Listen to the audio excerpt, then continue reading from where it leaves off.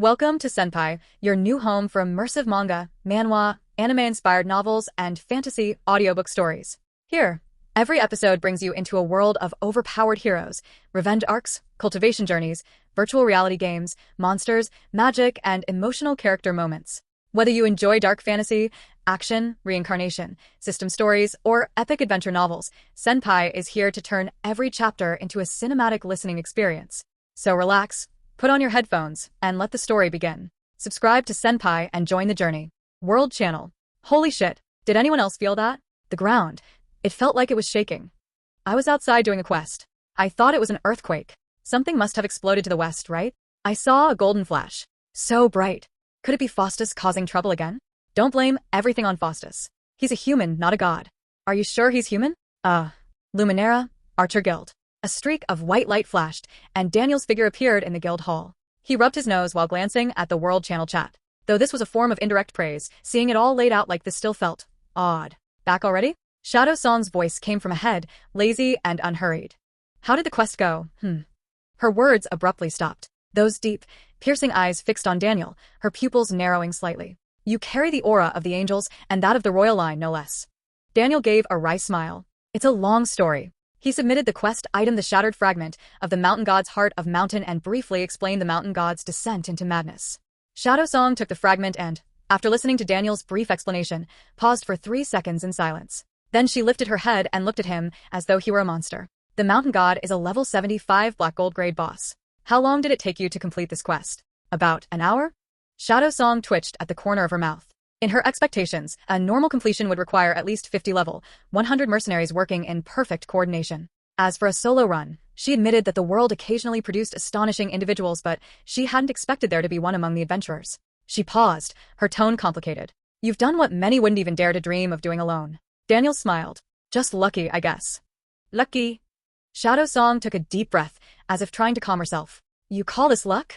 She shook her head and gestured in the air. Ding. Congratulations on completing the SSS rank Star Ascension quest, Fallen Mountain God. Class Star Rating 2. Maximum level cap unlocked 100. Reward 150 attribute points freely assignable. New class skill unlocked, Void Stride SSS rank. Quest rewards 5,000 contribution points, 20,000 gold coins. Daniel's eyes lit up as he eagerly clicked to view the new skill details. Void Stride SSS rank. Exclusive Archer class skill. Type. Active/defensive/mobility. Void Concealment Core Effect. Upon activation, the user instantly slips into the void layer, entering an invincible state for 3 seconds. While in the void, the user cannot be targeted or harmed by any skill, attack, or effect, including true damage, instant death, or causal attacks. Free movement is allowed, but attacking enemies is disabled until exiting the void. Void Reversal. During void concealment, the user can mark a location, max distance 50 m. Upon exiting, choose to teleport to the marked location or return to the original spot. If teleporting, all damage taken in the next 2 seconds is reduced by 80%. Void Perception. While in the void, the user can detect all creatures within 200 meters, including their level and approximate strength. This perception cannot be blocked, including stealth, invisibility, or disguise. Cooldown 5 minutes. MP cost 3,000. Class Restriction. Special Archer Class. Skill Description. Legends say that the ancient arrow god once evaded a lethal strike by slipping into a void seam, escaping certain death. The insight gained in that instant became this supreme grade legacy skill. The Voidwalker is impervious to all. By the way, there's this too. Shadow Song retrieved a delicate box from beneath the counter. The box was silver white, engraved with intricate elven patterns, with 7 gemstones of different colors set into the corners, each glowing faintly. This is your reward. She pushed the box toward him. A full set of black gold grade exclusive archer equipment, the Windchaser set. Given your outstanding performance, it's yours. Daniel's eyes brightened. He opened the box. 7 pieces of the set were neatly arranged, each radiating a soft silver glow. There was no doubt. The value of this series rivaled even epic-grade gear. The collective bonus for equipping the full set far exceeded that of individual pieces. Without hesitation, Daniel sold the Windchaser set to the Doom Guild. Ding. Host successfully sold the Windchaser set. Received 1 copper coin. Please choose Quantity Boost/Quality Boost. Quality Boost. Millionfold boost in progress. Congratulations. Host received 1 gold coin and acquired the Supreme Grade Archer set, Windstrider. In the next moment, Daniel's inventory was filled with 7 pieces of crimson red gear. Windstrider Scarf, Supreme Grade. Agility, plus 150. Eagle Eye, Vision Range plus 200%. Dynamic Vision enhanced to track fast-moving targets. Focus, Regenerates 10 stamina per second in combat. Requirements. Level 90 plus, Agility 1, 0, 0, 0 plus. Windstrider Robe, Supreme Grade. Constitution, plus 120. Agility, plus 120. Blessing of the Wind, 50% chance to completely evade incoming attacks. Lightness, movement speed plus 30%, jump height plus 50%. Windstrider Gauntlets, Supreme Grade. Agility, plus 150. Rapid Fire, attack speed plus 35%. Precision, arrows spread minus 50%, hit rate greatly increased. Windstrider Pants, Supreme Grade. Constitution, plus 110. Agility, plus 150. Wind's Protection, all damage received minus 15%. Endurance, stamina consumption minus 30%. Windstrider Boots, Supreme Grade. Agility, plus 150. Gale Step, movement speed plus 40% in combat, plus 100% out of combat. Airborne Maneuver, 3 mid-air directional adjustments. Windstrider Emblem, Supreme Grade. Agility, plus 150. Wrath of the Wind, critical damage plus 80%. Soul of the Wind, all archer class skill effects plus 50%. Windstrider Pendant, Supreme Grade. 4 core attributes, plus 150. Set Resonance, doubles effects of all Windstrider gear for 30 seconds. Cooldown, 24 hours. Wind Sovereign, after using a mobility skill, the next attack within 3 seconds deals plus 200% damage. Description, forged by legendary elven artisans, the Windstrider set is a supreme treasure. Equip all 7 pieces, and you become the embodiment of the wind. Daniel took a deep breath. A full Supreme Grade set. The combined agility bonus alone totaled 1,020 points plus the core attribute bonuses and other effects. Without hesitation, he equipped it. A golden light burst from his body, then quickly faded. At that moment, the system alerted him again. Jing. Detected massive overflow in your EXP pool. Auto-leveling in progress. Golden flashes erupted from Daniel, one after another, like fireworks. Level up. 71 to 72 to 73. Level up. 98 to 99 to 100. The guild hall of the Archer Guild was bathed in dazzling golden light. Every NPC turned in unison, jaws dropping wide open. Shadow Song stood to the side, her normally cold expression finally breaking. When Daniel completed his first Star Ascension quest, he had instantly reached the level 70 cap. Now, with the cap lifted, he surged straight to the maximum level again. Combined with his terrifying performance on the SSS quest, could he really be a hidden top-tier magical beast among humans? How exactly did you do it? Shadow Song couldn't help but ask aloud. The golden light faded, and Daniel opened his panel. Current level, 100 max. You must complete the next Star Ascension quest to continue leveling. He nodded in satisfaction, then turned to Shadow Song. It's just, when I do quests I tend to feel insecure, so I like to clear the map thoroughly. Not even a single worm is spared. Shadow Song's pupils constricted. Unbelievable. Impressive. Astonishing. You're one of the most unique people I've ever met. Daniel chuckled. As long as I'm not a weirdo, that's fine. Shadow Song waved her hand, as if giving up on reasoning. Who's to say you aren't? She leaned against the counter, her gaze complicated. I've been an instructor for 20 years, seen countless geniuses, but someone like you, honestly, this is a first. First day you were level 50, second day already level 100. She shook her head. If you keep this pace, in less than a month you'd surpass me. Daniel asked with a smile. Instructor, what's your level? Level 220. Then I'm close. Shadow Song rolled her eyes. Level 100. In his previous life, it had taken him over a month to reach this level. Now it only took 2 days. And he knew this wasn't even the limit. He opened the system panel and looked at a crucial option. Use free attribute reset. One time only. Hint.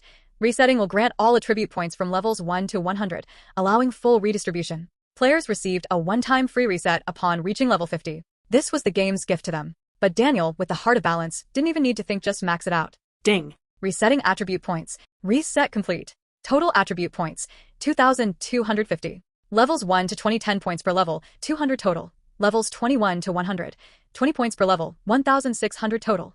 Bonus points, 450. 2,250 points. Daniel took a deep breath and didn't hesitate. He poured everything into agility. Agility, 2,250. But it wasn't over. He glanced at the heart of balance in his equipment.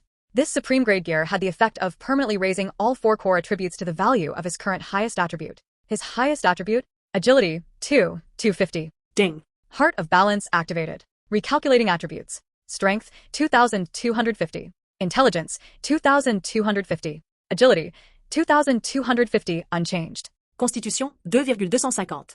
A faint golden light burst from Daniel's body, then instantly receded. He opened the detailed panel. Player, Faustus. Level, 100. Base attributes, including equipment. Strength, 2,250 plus 500 Black Dragon Kings protection plus 200 Archangel's crown plus 150 Windstrider pendant plus 20 military merit medal equals 3,120. Intelligence, 2,250 plus 500 Black Dragon Kings protection equals 3,120.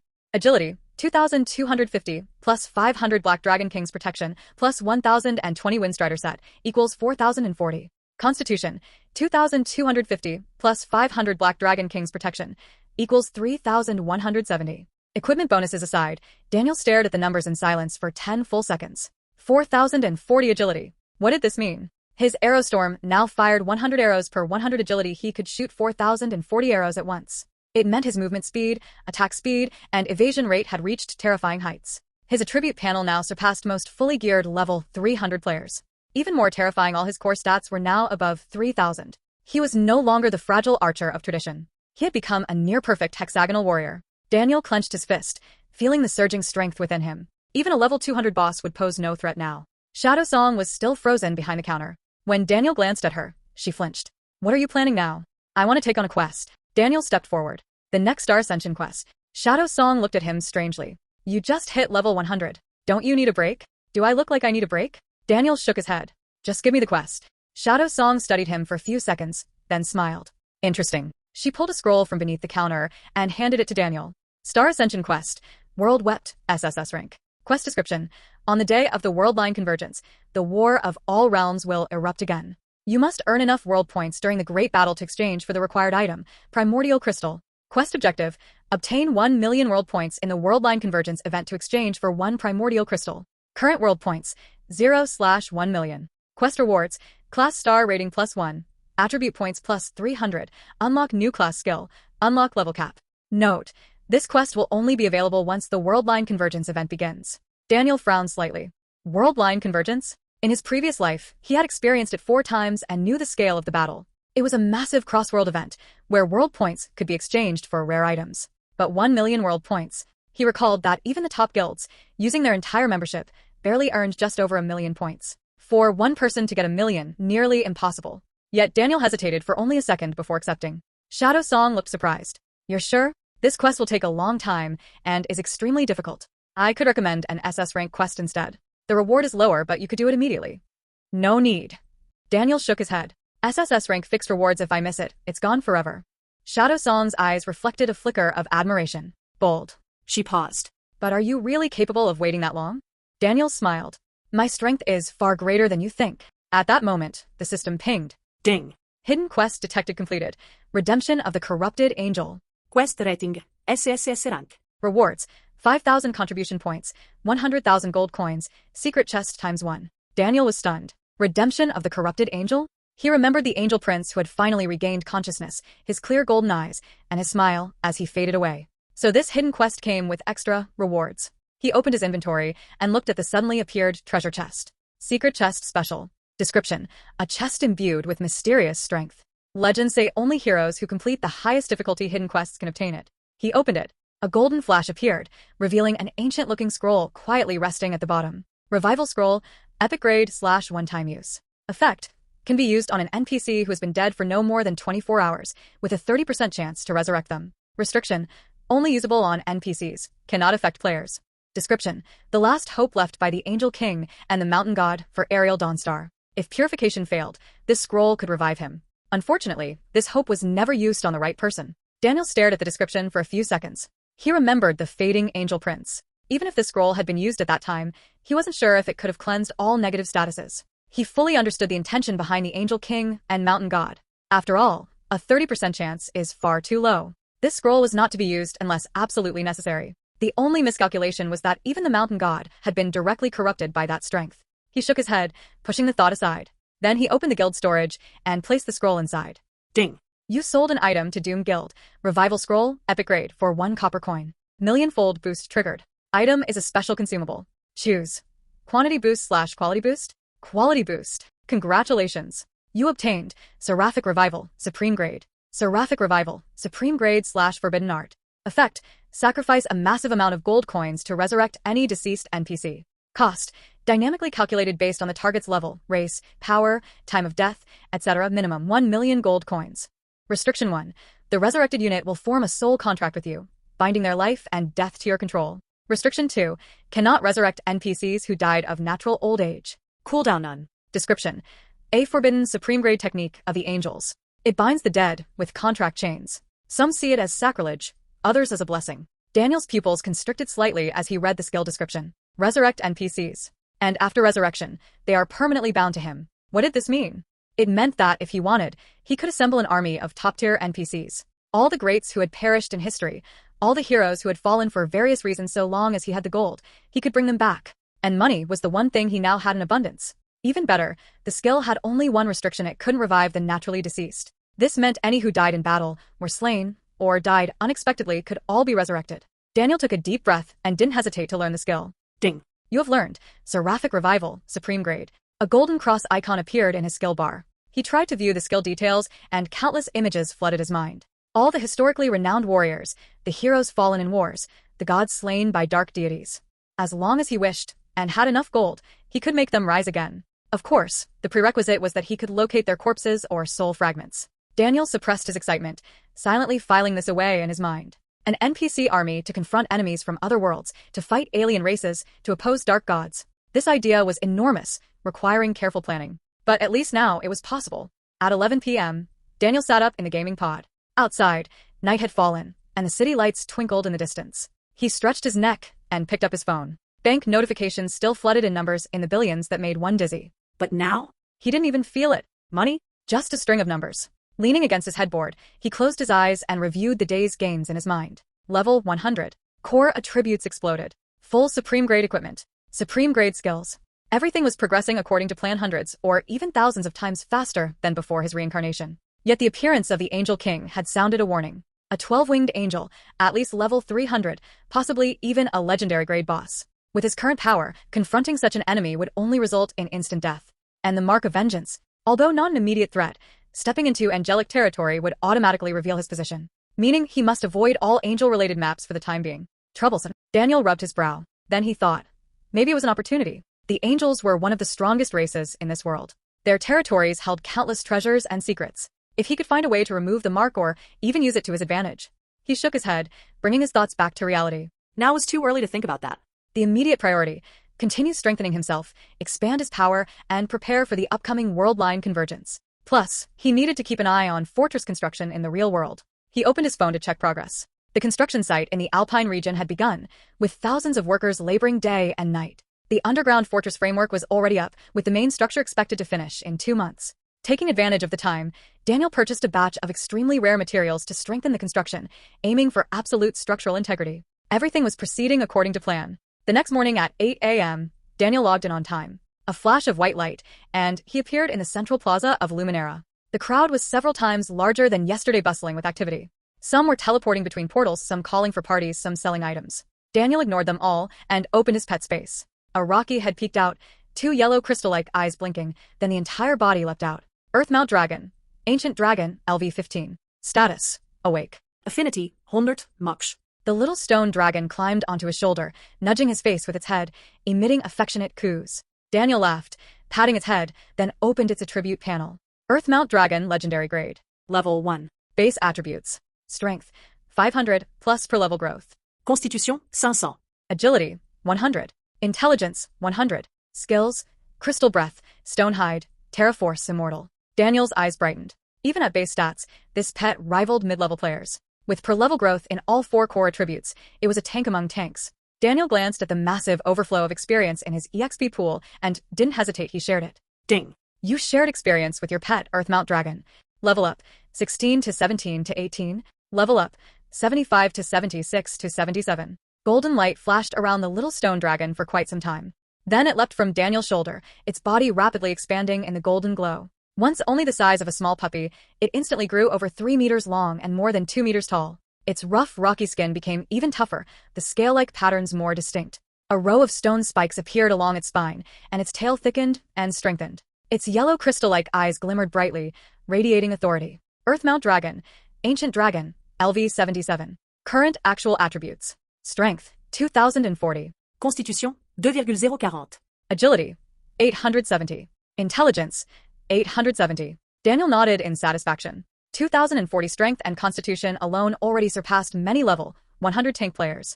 And it had 4 powerful skills, especially the insanely overpowered immortal, which made it unkillable as long as it touched the ground. The little stone dragon, or rather, now a big stone dragon, nudged Daniel before shrinking back. Within seconds, it returned to its puppy size, flapping its wings as it flew back to Daniel's shoulder and settled into a comfortable position. Daniel chuckled. This little guy really knew how to enjoy life. At that moment, a system announcement echoed throughout the stellar world. Ding. Global announcement. The number of players owning pets has reached 10. The pet system is officially live, and the pet rankings are now open. Rankings will update in real time with all players' pet information. Top-ranked players will receive generous rewards. The World Channel erupted instantly. The pet system is live? Check the rankings. What pets are out there? Let's see Faustus's Black Gold grade pet. Holy shit. Legendary grade. Are you kidding me? Pet rankings. Earthmount Dragon Legendary grade. Owner. Faustus. Shadow Demon Wolf. Black Gold grade. Owner. Crimson Soul. Iron Wall Guardian Silver grade. Owner. Digital Phantom. Flame Warhorse Iron grade. Owner. Legendary grade? I didn't misread that, right? Faustus. Are you kidding? That's a legendary grade pet. Wait, didn't he get a Black Gold grade companion egg? Am I remembering wrong? Earthmount Dragon. Ancient Dragon. That's a freaking dragon. I just got a bronze grade wild boar pet, and he already has a dragon? No way. Did Faustus steal a dragon's lair? Impossible. A Dragon's Nest is a top-tier map, level 300 plus. How did he even get it? I want a dragon too. Yeah, that's so cool, it's a dragon. Who's the second place Crimson Soul? Level 22, and already has a Black Gold grade pet. Wait, level 22 and a Black Gold grade companion egg? What kind of luck is that? The third-ranked pet is only Silver grade, way below Black Gold grade, and after that, mostly Iron and Bronze. What a gap. I don't accept this. Why can a level 22 newbie get a Black Gold grade pet? They've got the skills for it. You do it if you can. Forget Faustus. What's the deal with Crimson Soul? I think I saw her the day before yesterday, a female player, hunting boars in Starter Village. Wait, Faustus gave her a Black Gold grade companion egg. Could there be a connection? Hard to say. I wouldn't dare. I'm jealous. Seriously jealous. Rhine Guild Core Channel. Got it. Vice Guild Master North Wind's voice spoke. Crimson Soul's real identity, the eldest daughter of the Violet Consortium, a mage class. She just founded Violet Guild yesterday. Where did she get her pet? From Faustus. The channel went silent for a second. Bought it? As expected from a Violet Consortium heiress so extravagant. No, she only spent 10,000 gold coins. What? 10,000 gold coins. A Black Gold grade pet for just 10,000. What's Faustus thinking? Selling to Crimson Soul for 10,000, but even if we offered 1,000,000, he wouldn't sell. Guildmaster Rhine Watcher fell silent for a moment before speaking slowly. There are 2 possibilities. First, he may have some private deal with the Violet family that we don't know about. Second, he just likes Crimson Soul. Guildmaster, which do you think? First one. Why? Because he is Faustus. The channel fell silent again. I don't believe such a god-tier player is just a lone wolf with no backing. Stormbound Guild, encrypted channel. Guildmaster, this Crimson Soul. Find out her real identity. Done. She's the eldest daughter of the Violet Consortium, not to be trifled with. Vanthian narrowed his eyes, a hint of greed flashing. Violet Consortium, tricky, but they don't care much about the virtual industry, right? So should we. Not yet. Vanthian waved. Watch her first. Wait for the right moment. The Violet Consortium was one of the top 10 richest families in the world, with wealth rivaling nations. Even the conglomerates behind the scenes would defer to them. Daniel watched the chaos in World Channel and smirked slightly. He looked at the second-ranked player on the pet leaderboard. Crimson Soul's name stood out. Level 22, Black Gold grade pet. She was impressive, already hatched a powerful companion this fast. He opened a private message and sent her a note. Congratulations on ranking. A few seconds later, she replied. Faustus, you actually messaged me. Thanks. All thanks to you. Yeah, train well. Don't waste that companion egg. She paused for a few seconds, then replied. I will. Thank you, Faustus. Daniel closed the chat, feeling pleased. One of the top 10 human heroes from his past life was now tied to him via a companion egg. This transaction worth it. Crimson Soul also felt a mix of emotions. Her companion egg had hatched into a powerful pet, strong enough at level 1 to handle many monsters. As her level increased, the Shadow Demon Wolf grew stronger too. In less than an hour, it had already leveled 3 times. She was grateful for Faustus's generosity. As for his legendary grade pet, while she envied it, her feelings were more admiration than jealousy. At the same time, her curiosity about Faustus deepened. How did he accomplish all this single-handedly? Ding. Pet ranking settling. A system notification rang in Daniel's ear. Ding. Pet ranking settling. A system notification rang in Daniel's ear. Congratulations. Your pet ranked number 1 on the leaderboard. Rewards are being issued. You received S-Rank Pet Mastery Skillbook, Cooperative Combat. Daniel's eyes lit up. A free S-rank skill book? He opened his inventory. A skill book, glowing faintly, rested quietly in a slot.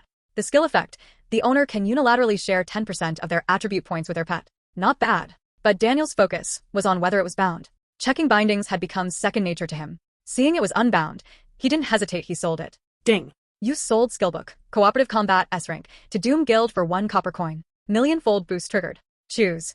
Quantity boost / quality boost. Quality boost. Ding. Million-fold boost reward. Congratulations. You received 1 gold coin. You have also acquired a pet mastery exclusive skill, Twin Link SSS rank. Twin Link SSS rank.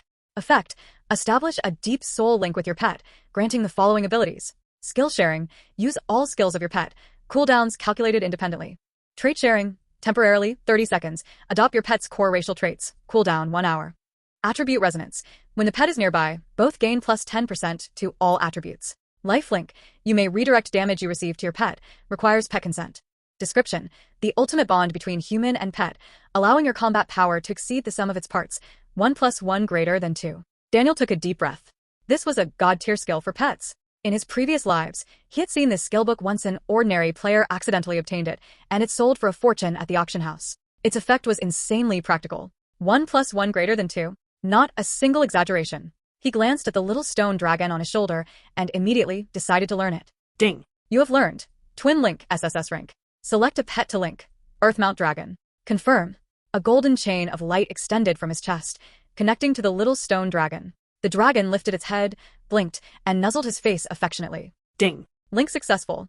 You can now use your pet skills. Crystal Breath, Stone Hide, Terra Force. Daniel's grin widened insanely. Crystal Breath, attack plus 10,000%. Stone Hide, immune to 50% physical damage, HP recovery plus 200%. Terra Force, control the earth itself. As long as it touches the ground, it cannot die. Though Earthmount Dragon's immortal trait shared for only 30 seconds, using it at a critical moment could absolutely turn the tide of battle. He looked at the little dragon on his shoulder and liked it more with each glance. The creature seemed to sense its owner's mood, emitting soft coos and settling back down to sleep. After handling his pet, Daniel opened the system panel and checked his quest list. The SSS rank World Wept quest still wouldn't unlock for a while. But he couldn't sit idle. There were many things to do. Expand his enterprises, increase his strength, prepare for the upcoming war, and that angelic mark of vengeance. Suddenly, a spark went off in his mind. Titles. In the stellar world, titles represented identity, status, and privileges. A title player could enjoy various benefits within human territories, hire higher-level NPCs, purchase rarer resources, accept higher difficulty quests, and even own land. All these advantages could accelerate his plans. In his previous lives, Daniel had never gone this route. The threshold for joining NPC circles was too high. But now? Everything was possible. Looks like it's time to visit the City Lord's mansion. Daniel stood and made his way to the center of Luminera. The Luminera City Lord's mansion stood at the city's heart, a magnificent Gothic building. Tall spires, stained glass windows, exquisite stone carvings, all radiating authority and splendor. At the entrance stood 2 lines of fully armed guards, swords at the ready, eyes unwavering. Daniel approached. A guard stepped forward. Stop. This is the City Lord's mansion. No entry for idlers. Daniel didn't speak, merely displaying his Pioneer of Creation title. The guard's pupils contracted. He immediately stood at attention and saluted respectfully. Honorable adventurer, please enter. Daniel nodded and strode into the mansion. A guard immediately sent a magical letter to report his arrival. Walking down a long corridor, he arrived at a large oak door. It opened automatically, revealing a spacious reception hall. A middle-aged man in luxurious robes sat at the main seat, sipping tea. His hair was gray, his expression authoritative, exuding a subtle aura of pressure. Luminera City Lord, Augusta, LV 299. Daniel blinked. Level 299. Wasn't Augusta the legendary level 300 plus Greatsword Master? He quickly remembered his memory was based on normal progression several months ahead. At this point, Augusta hadn't yet reached that level. Still, this was the highest level NPC Daniel had seen so far. Augusta looked up at him, a flicker of surprise in his deep eyes. Oh, a level 100 adventurer. And a legendary grade dragon as a companion. Interesting. Daniel opened his mouth to speak, but Augusta waved him off. No need to introduce yourself. I already know you. He stood, walking up to Daniel, eyes scanning him from head to toe. Faustus, Pioneer of Creation, honorary citizen of 9 cities, level 2 honor medal holder, first player to found a guild, first to slay a gold grade boss, first to enter a main city. He recited the long list of titles in one breath, lips curling slightly. Honestly, I've never seen such an exceptional adventurer before. Daniel smiled. Your lordship is too kind. Kind? No, I speak the truth. Augusta returned to his seat, gesturing for Daniel to sit. I've experienced the teleportation network you built. Very convenient. Very stable, far better than Harold's. Daniel twitched his mouth. If Harold heard that, he'd probably cry. Augusta regarded him carefully. Why have you come today? I want to purchase a title. Since Augusta was straightforward, Daniel told him the truth. You want to buy a title? A hint of surprise crossed Augusta's eyes. Yes. Normally, purchasing a basic title requires 10,000 contribution points, 5 million gold coins, and proof of merit. He paused. But for you, none of that is an issue. He walked to the window, back to Daniel. The teleportation networks you built across the 9 main cities have contributed greatly to all of humanity. By imperial decree, you are being granted the title of Viscount as a special reward. He turned back, smiling. How's that? A surprise? Daniel froze. He had come to buy a title, but the Emperor was just giving it to him. At that moment, the system pinged. Ding. Global announcement. Player Faustus has been granted the title of Viscount by imperial decree for outstanding contributions to humanity. As the first player to receive a title, you also gain contribution points plus 10,000, gold coins plus 50,000. Honorary title, Rising Star of the Empire. This achievement has been recorded in the Stellar Chronicles for all time. The world channel erupted. What? A title? Viscount? This game even has a nobility system. Who is Faustus exactly? How does he get all the good things? I just entered a main city, and he's already nobility. No way. The gap is too huge. I don't accept this. Why him? Because he built the teleportation networks across the 9 main cities. What have you done? I built style. Shut up. Daniel stared at the system notification, a flicker of surprise crossing his mind. But he quickly composed himself. Being promoted to Viscount was indeed unexpected, yet it was far from enough. His ambitions reached far beyond that. Lord of the city, he said, lifting his gaze to meet Augusta's eyes. I want to continue advancing my noble rank. Augusta raised an eyebrow. Oh, and which rank do you wish to attain? Count. Count. A hint of surprise flashed across Augusta's eyes. From Viscount to Count is just one step. All you need is to make a bit more contribution to the Empire, and the promotion will go through smoothly. Are you sure you're willing to pay the extra price to rise further? I'm sure. Daniel nodded. How many gold coins will it cost? Augusta was silent for a few seconds before smiling. Looks like someone isn't short on money. He returned to his seat and began calculating. Under normal circumstances, to rise from no title to Count, you would need to meet the following conditions. Contribution points, over 50,000, proof of achievements, and 50 million gold coins. But since you already hold the rank of Viscount, your contribution points are slightly lacking, yet you possess the second-level honor medal. Your proofs of achievement can also be substituted through the teleportation network. She looked up at Daniel. So all you need to do is pay 30 million gold coins to become a Count. Without hesitation, Daniel opened the transaction interface. You have transferred 30 million gold coins to the official Luminera account. Augusta's pupils constricted slightly as she watched the number settle. 30 million gold coins, just like that? If she remembered correctly, Daniel had just yesterday bought up all the commercial properties across the 9 main cities. This adventurer. How rich was he exactly? Yet she didn't ask further, simply nodding. Very well. From this moment onward, Lord Daniel, you are a Count of the Empire. A burst of golden light erupted from Daniel. Ding. Congratulations on your promotion to Count. You have obtained the following privileges. 1. Immunity. Within human territories, certain crimes can be pardoned, and in some cases, even if you yourself break certain laws, partial immunity may apply, except for high crimes such as treason or murder. 2. Decree power. You may issue corresponding quests for players or NPCs to undertake. 3. Domain rights. You may purchase territories, levy taxes, manage industries, and recruit troops within your domain. 4. Priority privileges. Receive a 20% discount at NPC stores and have priority access to quests. 6. Political participation. You may attend the Imperial Assembly and vote on major decisions. Contribution points plus 20,000. Gold coins plus 100,000. Daniel's lips curled into a slight smile as he scanned the long list of privileges. These were exactly what he had wanted. The simplest advantage, should he ever get a red name in the city, kill another player, his Count status could help mitigate punishment. And even the punishment itself would be adjudicated jointly by City Lord Augusta and the Chief Justice. Honestly, if not for the complications and enormous costs of promoting to Marquis, Duke, or Grand Duke, he would have moved up without hesitation. Alas, beyond Count, unless one had enormous achievements and royal blood, further promotions were simply unimaginable. As for Duke or Grand Duke, the costs players would need to pay were beyond comprehension. Take City Lord Augusta, for example. As the lord of one of the 9 main cities, he was a Grand Duke with royal blood, a status of unmatched prestige. Now that you are a Count, it's time to consider your domain, isn't it? Augusta asked with a smile. Would you like me to recommend some good locations? Daniel nodded with a smile. A domain of his own, this was exactly what he needed. He waved his hand, and a massive light and shadow map unfolded before him, detailing the entire empire. Daniel scanned the map, which was densely labeled with countless place names, each region marked in a different color. Before that, I need to explain the Empire's territory grading system, Augusta said, tapping lightly. Lines of text appeared next to the map. According to Article 12, Volume 3 of the Imperial Code, all imperial territories are divided into 7 grades, each corresponding to specific specifications, privileges, and purchase conditions. Level 1 is the village, the lowest level territorial unit, primarily agricultural production. Then comes the town, larger in size, with more population, and equipped with systematic agriculture and industry.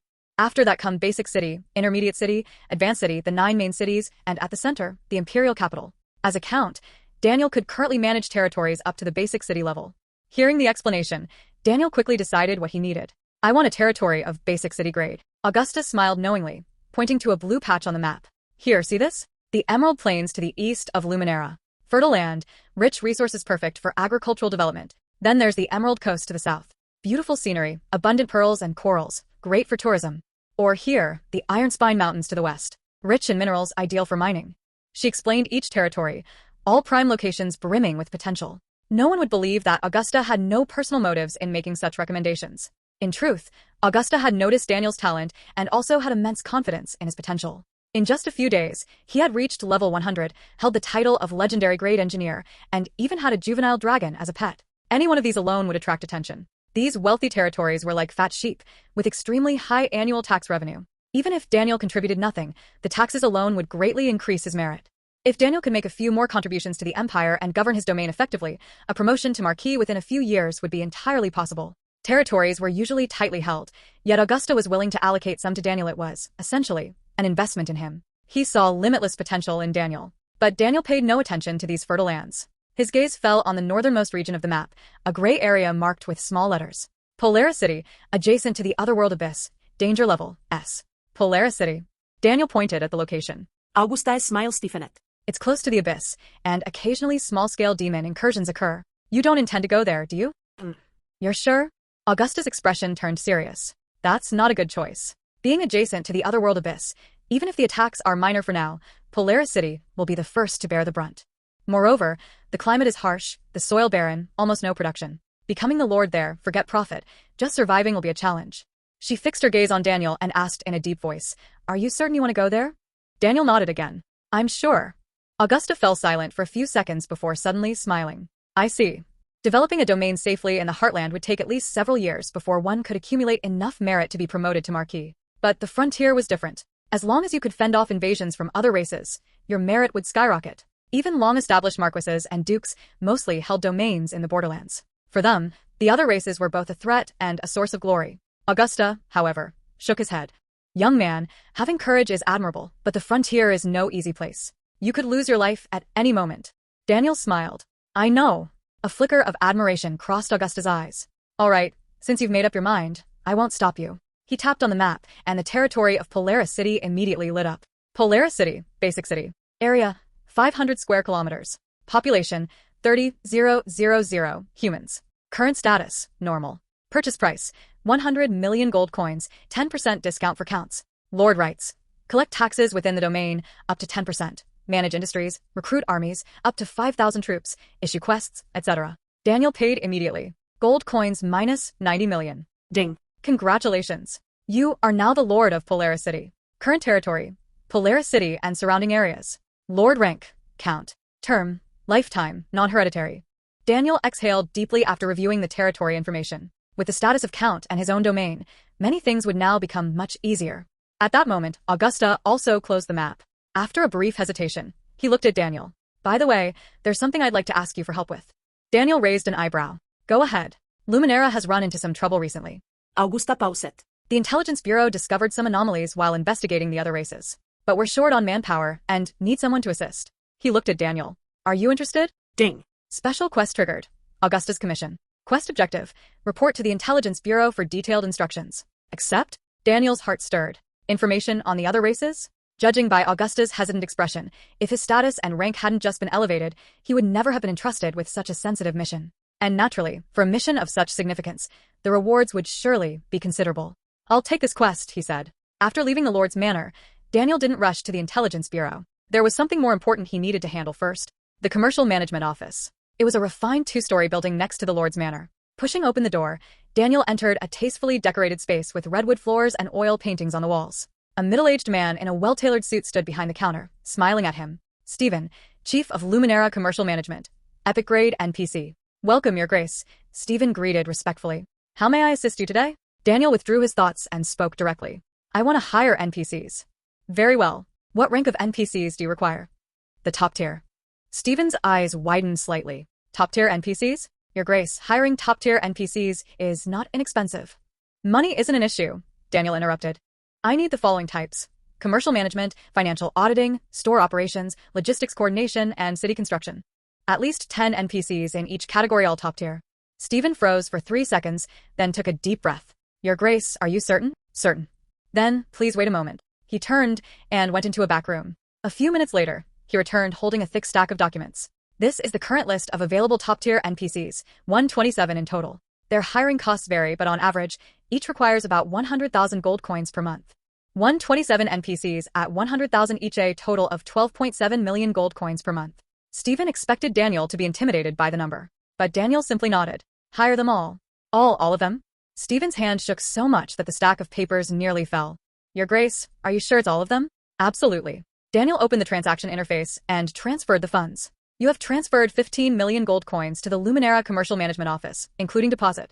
Stephen stared at the string of zeros on the screen, utterly dumbfounded. He had been chief of commercial management for 10 years and had seen countless wealthy individuals. But someone spending like this was a first. Your Grace, what exactly are you planning? Daniel smiled. To be a relaxed boss. A relaxed boss? Yes. Daniel stood up. All the player-owned shops in the 9 main cities require management. I have neither the time nor the patience to handle them myself. These top-tier NPCs will manage them for me. He paused. Additionally, I need you to recruit NPCs willing to develop Polaris City. Top tier, of course. Engineers for city construction, merchants for commercial development, soldiers for security. At least 20 in each category, with generous compensation. Stephen opened his mouth, then closed it, finally squeezing out. Your Grace, are you planning to build Polaris City from the ground up? Daniel smiled. Something like that. Over the next half hour, Stephen, in a state of stunned numbness, helped Daniel complete all the hiring procedures. 127 top-tier commercial NPCs, all signed 5-year contracts. 60 city construction NPCs, signed 3-year contracts. 50 security NPCs, signed 5-year contracts. 30 agricultural and mining NPCs, signed 3-year contracts. A total of 267 top-tier NPCs, with a monthly payroll exceeding 20 million gold coins. After signing the last contract, Stephen's hands were still trembling. Your Grace, you're extraordinarily generous. Of course, Daniel smiled, putting away all the contracts. Each of these top-tier NPCs was priceless. Crucially, these top-tier NPCs were not easily hired. If he were an ordinary person without a title, no matter how many contribution points he had, the NPCs would at most treat him politely. But hiring them to work for him? Sorry, these individuals serve nobles exclusively. This was one of the reasons Daniel had sought to elevate his rank. With status and rank, he could call upon the best talent. As his noble rank rose further, these top-tier NPCs would even compete to serve him. Above them, there were epic grade and legendary grade NPCs, each possessing extraordinarily specialized skills. Stephen before him was an epic grade NPC, overseeing all commercial operations in Luminera. Epic grade NPCs were common in Luminera's main cities. This was the hidden power of a main city. Many NPCs players see every day were actually top-tier talents that most players could never approach. Even so, the NPCs Daniel had hired were far more capable than normal NPCs and could handle extremely complex tasks independently. With them, managing the commercial operations of the 9 main cities was no problem. With them, building Polaris City was secure. All Daniel had to do was set the objectives and rules, let them execute, and simply collect the rewards. World Channel. Guys, check the leaderboard. Faustus is level 100. What? Yesterday, he was only 70. How is he already 100? He's hacking, right? He must be hacking. Let's see how you diehard fans explain this one. Exactly. Second place is only level 43, and he's 100. Does that make sense? It doesn't, but it happened. Wait, look at his title. Count. Count? When did that happen? It was just the server-wide announcement. He was given Viscount out of turn, and then he promoted himself to Count. From Viscount to Count. How did he skip over the normal procedure? Money talks, that's how. No, even with money, there should be other restrictions, right? I checked at Lord's Manor. To promote to Baron, you need contribution points and achievements. Now I'm curious, how many contribution points does he have to reach Count? No one knows, but the conservative estimate is over 20,000. 20,000 contribution points? I only have 200. Faustus is unbeatable. Eternal Eagle Guild. Level 100. Guild Master Whitehead Falcon's voice was low and grave. Our highest level member is only 43, and he's already 100. Count rank. We haven't even reached the Baron threshold. Legendary grade pet. We don't even have a few bronze grade ones. And his power, it's unimaginable. He fell silent for a few seconds, then spoke slowly. This man cannot be measured by normal standards. The Vice Master asked cautiously, Master, should we continue trying to recruit him? Recruit him? Whitehead Falcon scoffed. Do you think we have anything to offer him? Money? You think he lacks money? Equipment? Connections? Luxury cars and beauties? The channel fell completely silent. After a long pause, a voice came from the corner. Investigate and clarify exactly what his relationship is with the Violet Consortium family. Everything about him must be investigated thoroughly, especially in the real world. Step up efforts and, if necessary, involve the A-Country Intelligence Agency. I refuse to believe there's anyone Morgan Consortium cannot find. Stormbound Guild. Vanthian stared at the name on the leaderboard, his face turning pale. Level 100. Count. Legendary grade pet. Each word hit him like a slap to the face. A subordinate cautiously asked, Master, should we continue targeting him? Vanthian remained silent for a long while. Then, gritting his teeth, he managed to say, Pause for now. Pause. Can't you understand human language? Pause. He smashed the cup in his hand. We'll deal with him when the opportunity comes. The subordinate exhaled in relief. No more suicide missions, at least for now. Daniel closed the world channel, a faint smile on his lips. Their reactions were exactly what he had expected. But it didn't matter. He no longer cared about others' opinions. Now, the only thing on his mind was strength. Only that final catastrophe. Once he dealt with that guy, he could leisurely enjoy life afterward. He took a deep breath and headed toward the Intelligence Bureau. The Intelligence Bureau was located in the northern district of Luminera, a heavy stone building. A massive shield emblem hung over the entrance, flanked by fully armed guards. Daniel entered through the gates into a spacious hall. Maps and intelligence reports lined the walls, while several officer-looking figures spoke in low tones. A tall, slender middle-aged man stood in the center, examining a huge sand table. Rex, head of Luminera Intelligence Bureau, LV-260. Daniels approached. Director Rex, I'm here to receive the mission. Rex looked up and glanced at him. Oh, the Count himself has arrived. His voice was calm and firm, carrying the crisp decisiveness of a soldier. The City Lord has briefed me there is a mission assigned to you. He picked up a scroll and handed it to Daniel. Intelligence Bureau Commission, Investigation of Savage Stone Settlement, S-Rank. Mission description. Recently, our scouts in the Savage Stone Mountains have detected abnormal activity. The beast folk and goblin tribes have been frequently contacting each other, suggesting a possible conspiracy. Investigate the Savage Stone Settlement to collect evidence of collusion between the two tribes. Objectives. Collect at least 3 valid pieces of evidence, secret letters, treaties, meeting records, etc. Difficulty, S-Rank. Recommended level, 100+.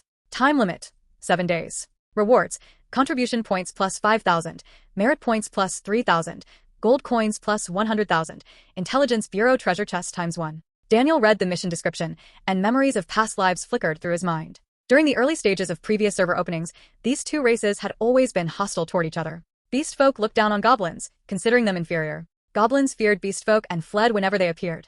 But one day, without warning, they suddenly united, causing massive losses for the humans. That battle saw countless players and NPCs perish, and several frontier cities were breached. Had it not been for the combined counterattack of the major main cities, the consequences would have been disastrous. Could it be that all of this began with this very conspiracy? If he could preemptively dismantle this plot. Leave the mission to me. Rex nodded. Good. I'll be waiting for your report, Count. He paused, his expression serious. By the way, the Savage Stone Settlement is deep in beast folk territory. The danger level is extremely high. If anything seems off, retreat immediately. Daniel smiled. Don't worry. He turned and exited the Intelligence Bureau, disappearing into the crowd. Behind him, Rex watched his back thoughtfully. Level 100 adventurer, legendary grade pet. No wonder the City Lord entrusted this mission to him.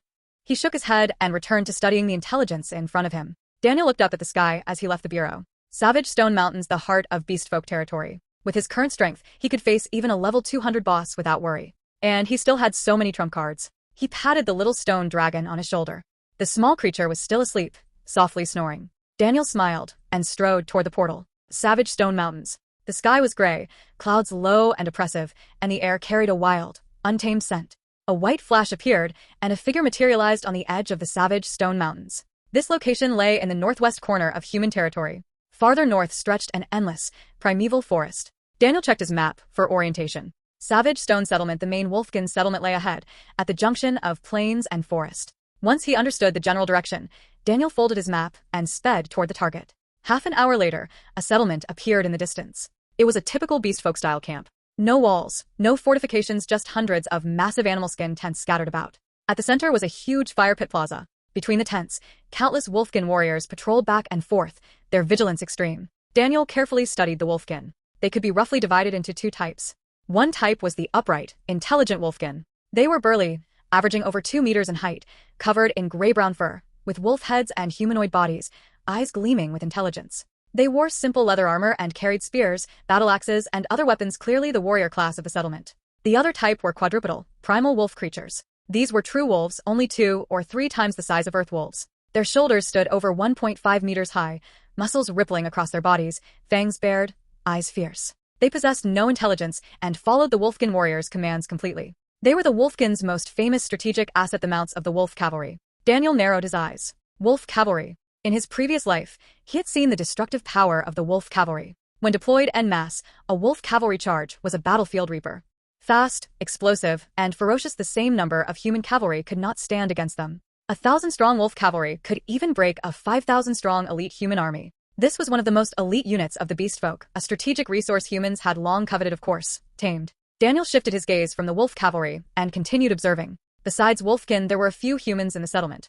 Human merchants wove through the tents with goods, haggling with the wolfkin. Some were trading ores, some furs, and a few were negotiating the price of wolf cavalry mounts. Daniel was not surprised. Though occasional friction occurred between humans and beast folk, these were usually small-scale border skirmishes. On a larger scale, the two races had long conducted business together. Humans needed top-tier strategic assets like wolf cavalry, while the beast folk needed human-made iron tools, food, and magical items. Both sides got what they needed and maintained a surface-level peace, but only on the surface. Daniel's gaze settled on the largest tent at the edge of the settlement. It was slightly larger than the others, flanked by 2 fully armed wolfkin guards, clearly the chief's residence. According to the sentry's intelligence, the wolfkin had recently been in frequent contact with goblins from the forest. This was unusual. Wolfkin had always looked down on goblins, treating them as lowly creatures. When they met, they would kill them outright. There was no negotiating. And yet now, they were cooperating peacefully? Something was clearly going on. Daniel gathered his thoughts and activated Void Stride. His body instantly slipped into the interstice of the void, vanishing from sight. Daniel moved silently through the void, approaching the largest tent. The 3-second invincibility of Void Stride had long passed, but the stealth effect remained. As long as he didn't attack or reveal himself, he could maintain this state indefinitely. This was a trick he had discovered after obtaining the skill. Though it couldn't be sustained forever, a brief period of concealment was more than sufficient. He passed through the animal skin walls and entered the interior. Inside, 3 wolfkin were seated around a rough wooden table. The leader was particularly massive, silver-gray fur, wearing a necklace of bone teeth each thumb-sized, taken from enemies he personally killed. Wolfkin Commander Greshkar, LV-110, gold-grade boss. The other 2 wolfkin were smaller but equally fierce, likely his personal guards. Daniel silently moved into a corner, listening intently to their conversation. That group of green-skinned dwarves sent someone again. One guard spoke, his tone dripping with disgust. Seriously unlucky, just seeing their faces makes me want to vomit. Greshkar chuckled lowly. Bear it. Though I dislike them as much as you, this matter isn't simple. Commander, the chieftain really intends to cooperate with them? What qualifications do those green-skinned dwarves have to stand equal with us? Qualifications. Greshkar's eyes flashed coldly. They have none. But this time, they have someone backing them. Who? I don't know. The chieftain didn't tell me. Greshkar shook his head. But for those cowards to risk their lives to deliver a message, whoever is behind them isn't insignificant. He paused, then continued. Later, I've been ordered to send a small team into the forest to meet their messenger and see what they want. The 2 guards exchanged a glance and fell silent. Daniel's mind stirred. A message delivery? This was his chance. He silently exited the tent, finding a concealed spot to wait. As the saying goes, to catch a thief, follow the loot.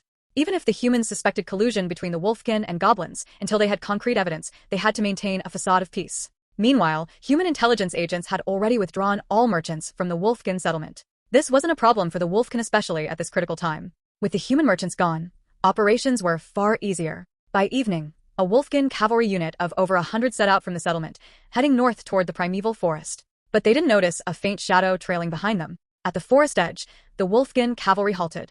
A 5-man squad ventured deeper into the woods. Soon, a wolfkin pulled a horn from its pouch and blew 3 short blasts and 1 long. Immediately, rustling sounds arose from the trees. A dozen green figures emerged, goblins. These creatures stood barely 1.2 meters tall, their skin a dark green, ears pointed, noses flat, teeth protruding. They wore tattered leather armor and carried crude short spears. The lead goblin was slightly taller, wearing a bone crown, clearly the leader. It took a leather scroll from its pouch and presented it to the wolfkin squad leader. Please, deliver this to Chief Bloodclaw, it croaked in a hoarse, servile voice. It's a personal letter from our high priest, very important. The Wolfkin squad leader took the scroll, glancing at it with mild disdain before tossing it into his pouch. Understood. Now leave. The goblin leader nodded repeatedly, retreating into the forest with its subordinates. Just as the Wolfkin squad prepared to return, a flash of silver light streaked through the air. Thump, thump, thump, thump, thump. 5 muffled thuds rang almost simultaneously. 5 Wolfkin were pierced by arrows before they could react, collapsing instantly. Daniel appeared from the void, walking to the fallen squad leader and retrieving the scroll from his pouch. Letter from the goblin high priest to Wolfkin chief Bloodclaw. The letter was long, but its essence was clear. The goblins were willing to pay a heavy price to request the Wolfkin to introduce them to the Beastfolk king, Lionheart. If they could unite with Lionheart's Beastfolk army, along with the Seafolk and Dark Elves, then there would be a chance. At the end of the letter, the goblin high priest wrote almost in a pleading tone. As long as King Lionheart accepts us, the goblins will dedicate all our resources. Daniel read the letter, his expression darkening. Seafolk, Dark Elves. In his previous life memory, these 2 races had indeed participated in the Dark God Coalition later. He had assumed it was the Dark God's manipulation, but it seemed these other races had begun their coalition much earlier than expected. He tucked the letter into his backpack, preparing to leave, when a sudden roar erupted from behind. Human scum. Deep. Daniel turned around. In the distance, Greshkar rode a massive silver wolf cavalry, leading over 100 wolf cavalry charging at full speed. The earlier arrow had already alerted them. Kill him. Greshkar roared. Over 100 wolf cavalry let out a unified roar and surged forward like a tidal wave. A faint smile curled on Daniel's lips. Perfect timing. Explosive arrow rain. A barrage of arrows descended from above, blanketing the entire charging formation. Boom. Boom, boom, boom, boom. Explosions rang out continuously, smoke and dust billowing across the battlefield. When the smoke cleared, more than 30 wolf cavalry at the front lay in mangled heaps, bodies torn apart. The remaining wolf cavalry froze for a second, then charged even more frantically. Daniel remained calm, drawing his bow and firing in rapid succession. 1 arrow, 1 headshot. The wolf cavalry could never get close. Anyone entering 50 meters of him was immediately slain. Occasionally, a stray arrow flew toward him, but with his current agility, they crawled like turtles, easily avoided with a mere tilt of his head. Ding. You have killed Wolfkin warriors times 47. Merit points plus 470. Gained experience. Greshkar, riding a silver wolf cavalry, watched his warriors fall one by one, his eyes blazing red. Damnumans. I'll tear you apart. He dug his legs into the mount. The silver wolf cavalry became a streak of light, instantly charging toward Daniel. Spear sweep. Daniel activated Godspeed, appearing 10 meters away. He casually tossed a reconnaissance skill. Wolfkin Commander, Greshkar, LV 110, Gold Grade Boss. HP, 530,000. Skills, Wolf Soul Roar, Frenzied Charge, Rending Claw, Dominion Power. Silvermoon Wolf Cavalry, LV 100, Gold Grade Mount. HP, 450,000. Skills, Gale Dash, Rending Bite, Wolf Soul Guard. Daniel raised an eyebrow. A Gold Grade Commander paired with a Gold Grade Mount fitting. He stood still, not rushing to attack. The Wolf Cavalry's speed and explosive power were indeed terrifying. Ordinary level. 100 players could never react to a charge like that. If he could arm his own Polaris city with such cavalry. What are you staring at? Greshkar, furious, charged again. Daniel sidestepped and shot an arrow into Silvermoon's leg. Howl dash. The mount screamed, speed immediately reduced. That all? Daniel shook his head. Having finished his preliminary test, he drew the bow. Etherlance. A golden spear tore through the air, instantly piercing Greshkar's chest and exiting through Silvermoon's body. Boom. Both massive HP bars emptied simultaneously. Minus 523,000. Minus 402,000. Greshkar looked down at the massive chest-sized hole in his body, disbelief in his eyes. You. Before he could finish, both he and Silvermoon were blown to pieces. Ding. You have killed Wolfkin Commander, Greshkar, Gold Grade Boss. Merit points plus 3,000. Obtained, Wolf Bone Necklace, Gold Grade, ×1. Wolf Cavalry Training Manual, Special, ×1. Ding. You have killed Silvermoon Wolf Cavalry, Gold Grade Mount. Merit points plus 900. Daniel collected the loot and turned his gaze to the forest. The goblins had not gone far. He vanished in an instant. 3 minutes later, deep in a forest, over a dozen goblin corpses lay strewn about. The lead goblin widened its eyes, still clutching the letter it hadn't yet delivered. Daniel reached into its grasp and retrieved the reply, scanning it. Supplementary notes on the alliance proposal. The contents were similar to the previous letter, only more detailed, specifying alliance conditions and troop deployments. Now the evidence was irrefutable. He could act without hesitation. Pocketing the letter, Daniel activated Godspeed again. This time, he teleported directly into the center of the Wolfkin settlement. Boom. Explosive arrows rained down, covering the entire camp. The detonations shook the ground, tents were blown away, Wolfkin warriors were shredded in confusion, and wolves scattered in panic. In just 3 minutes, the combat power of the entire settlement was wiped out. Ding. You have killed Wolfkin warriors ×427. Merit points plus 5,670. As the dust settled, a massive figure rose from the rubble. A nearly 4-meter-tall wolfkin, dark gold fur, muscles like stone. He rode a massive black wolf and wielded an axe the size of a door. Wolfkin Chief, Bloodclaw, LV 130, Black Gold Grade Boss. HP, 798, 580/810, 000. Skills, Blood Frenzy, Ripper, Wolf God Possession, Death Charge. Shadow Wolf Cavalry, LV 120, Platinum Grade Mount. HP, 667, 430/700, 000. Skills, Shadow Warp, Deadly Bite, Shadow Shield. Bloodclaw's eyes were blood red as he locked onto Daniel.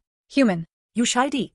He roared, his mount becoming a streak of black light, instantly appearing before Daniel. The massive axe swung down. Daniel dodged with Godspeed.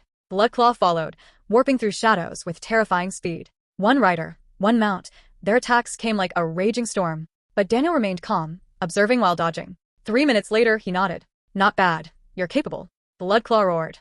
Are you mocking me? Something like that. Daniel drew his bow. Etherlance.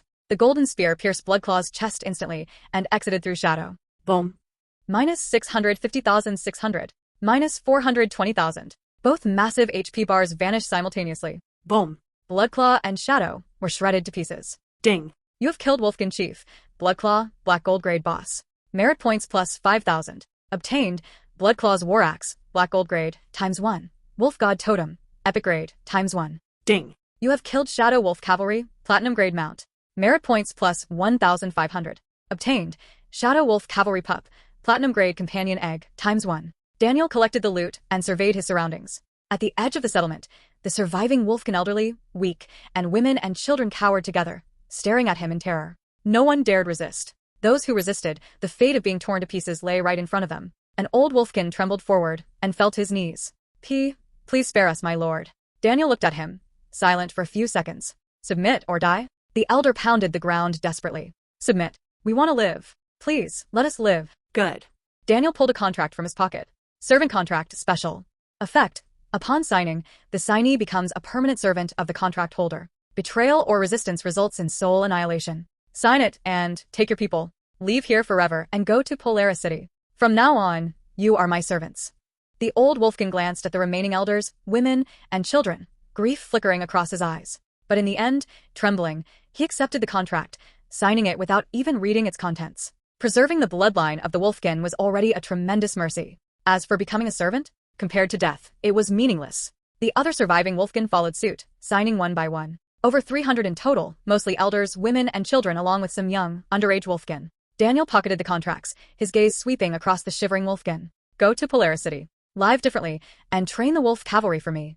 I don't care what you feel toward me, anger. Hatred, I don't care. But I'll make this clear first. If even one Wolfkin dares to betray me, the entire Wolfkin tribe will pay the price for your impulse. Faced with Daniel's icy gaze, the Wolfkin lowered their heads. Any previous thoughts or resentment vanished completely under this naked threat.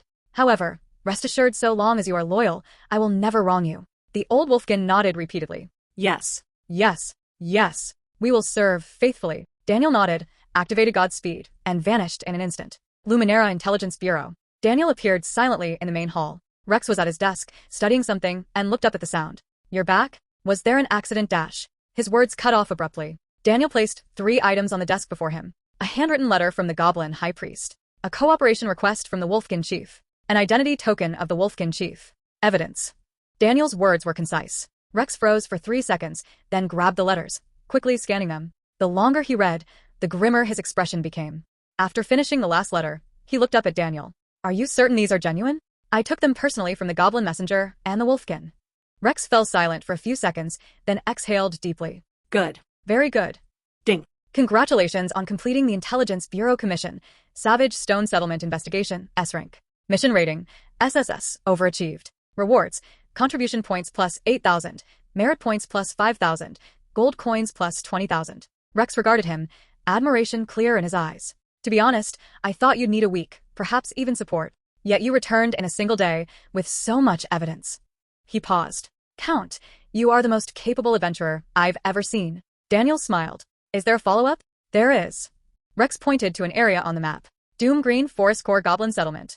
Since it's confirmed that those wretched goblins are conspiring, we cannot sit idly by.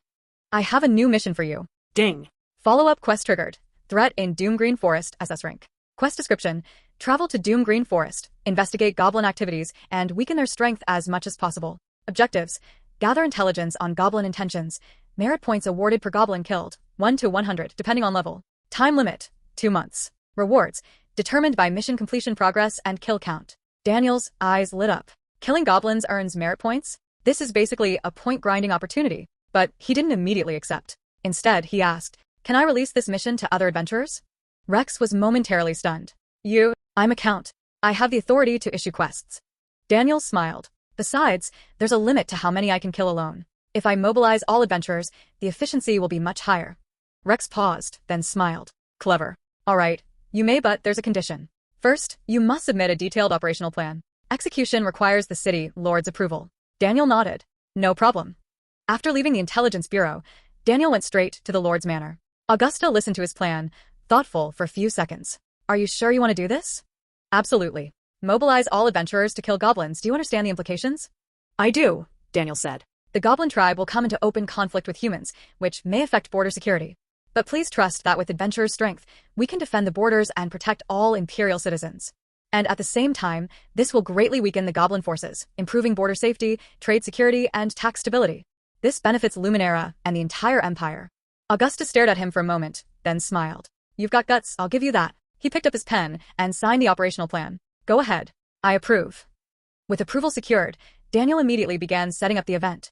Event name: Doom Green Forest Purge Operation. Event background: the Goblin Tribe has recently exhibited unusual activity, suspected of colluding with hostile forces. To ensure border security, the Empire calls on all adventurers to investigate the Goblins' true intentions and purge the tribe. Participation: pay 100 copper coins to accept the quest. Event duration: effective immediately, 2-month limit. Kill rewards: Normal Goblin, 1 to 5, merit points. Goblin Warrior, 6 to 20, merit points. Goblin Leader, 30 to 100, merit points. Goblin Priest, 50 to 150, merit points. Goblin Commander, 50 to 200, merit points. Merit point usage can be exchanged at the Intelligence Bureau Quartermaster for rare equipment, skill books, materials, etc. Special note: event initiated by Doom Guild Leader and Count Faustus of Luminera.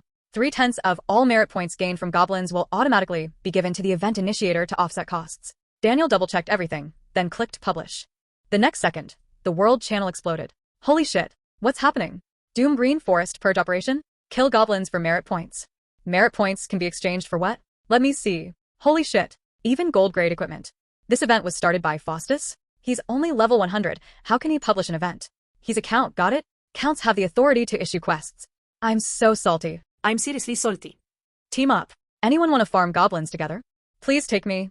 I'm only level 10, can I go? Level 10 against goblins is dangerous, better team up. Faustus is amazing. I love this event. 3/10 of merit points, cha-ching, free profit. Well, he has to pay the event cost. Giving 3/10 is better than nothing. Sign me up. I'm farming merit points. Daniel watched the world channel flooding with posts, a faint smile curling at the corners of his lips. He opened the back end and saw 999 plus private messages flooding in players signing up for the event. Without hesitation, he clicked batch approve. Now, all players in world number 616 were going to be working for him. All he had to do was sit back and collect 3/10 of the merit points while advancing the mission's progress. And at the same time, the participating players would grow stronger. A win-win situation. He leaned back in his chair and gazed out the window. Doom Green Forest. Goblins. Goblins were one of the lowest-tier intelligent races in the stellar world. Standing less than 1.2 meters tall, their bodies were covered in dark green skin. They lived in tribes at the edges of primeval forests, swamps, and other marginal areas, following a strict survival of the fittest code. High priests and commanders held the highest authority, while lower-tier goblins were lowly and expendable at any time. Overall, the goblins were weak. Normal goblins ranged from level 10 to 40, relying on numerical advantage. They excelled in ambushes, traps, and poisoning despicable tactics, while their raw combat strength lagged far behind other races. Yet, this race had one defining trait: an extraordinary reproductive rate and astonishing adaptability, able to survive in extreme conditions. Though often despised by other races, ambitious players frequently use them as cannon fodder. Speaking of cannon fodder, have you ever witnessed the fourth catastrophe? Ding. Server-wide announcement. Ding. With the establishment of 10 guilds, the guild system is now fully activated. Guild leaderboard officially online.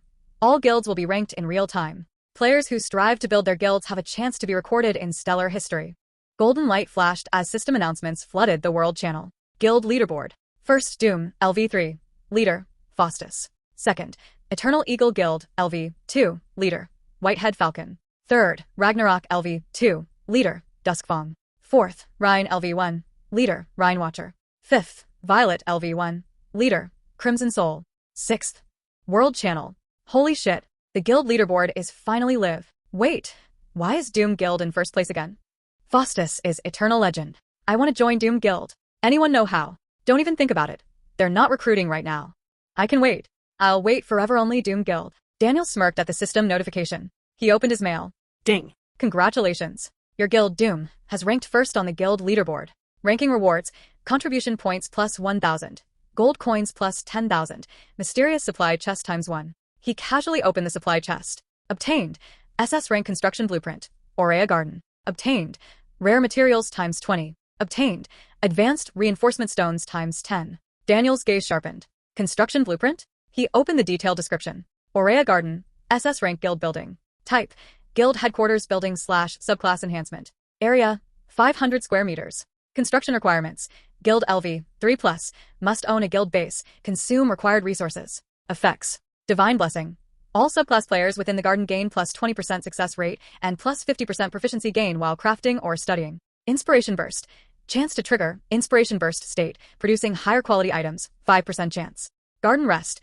Resting within the garden increases mind power recovery by 200%. Exclusive Potions. Can cultivate special herbs to craft rare potions.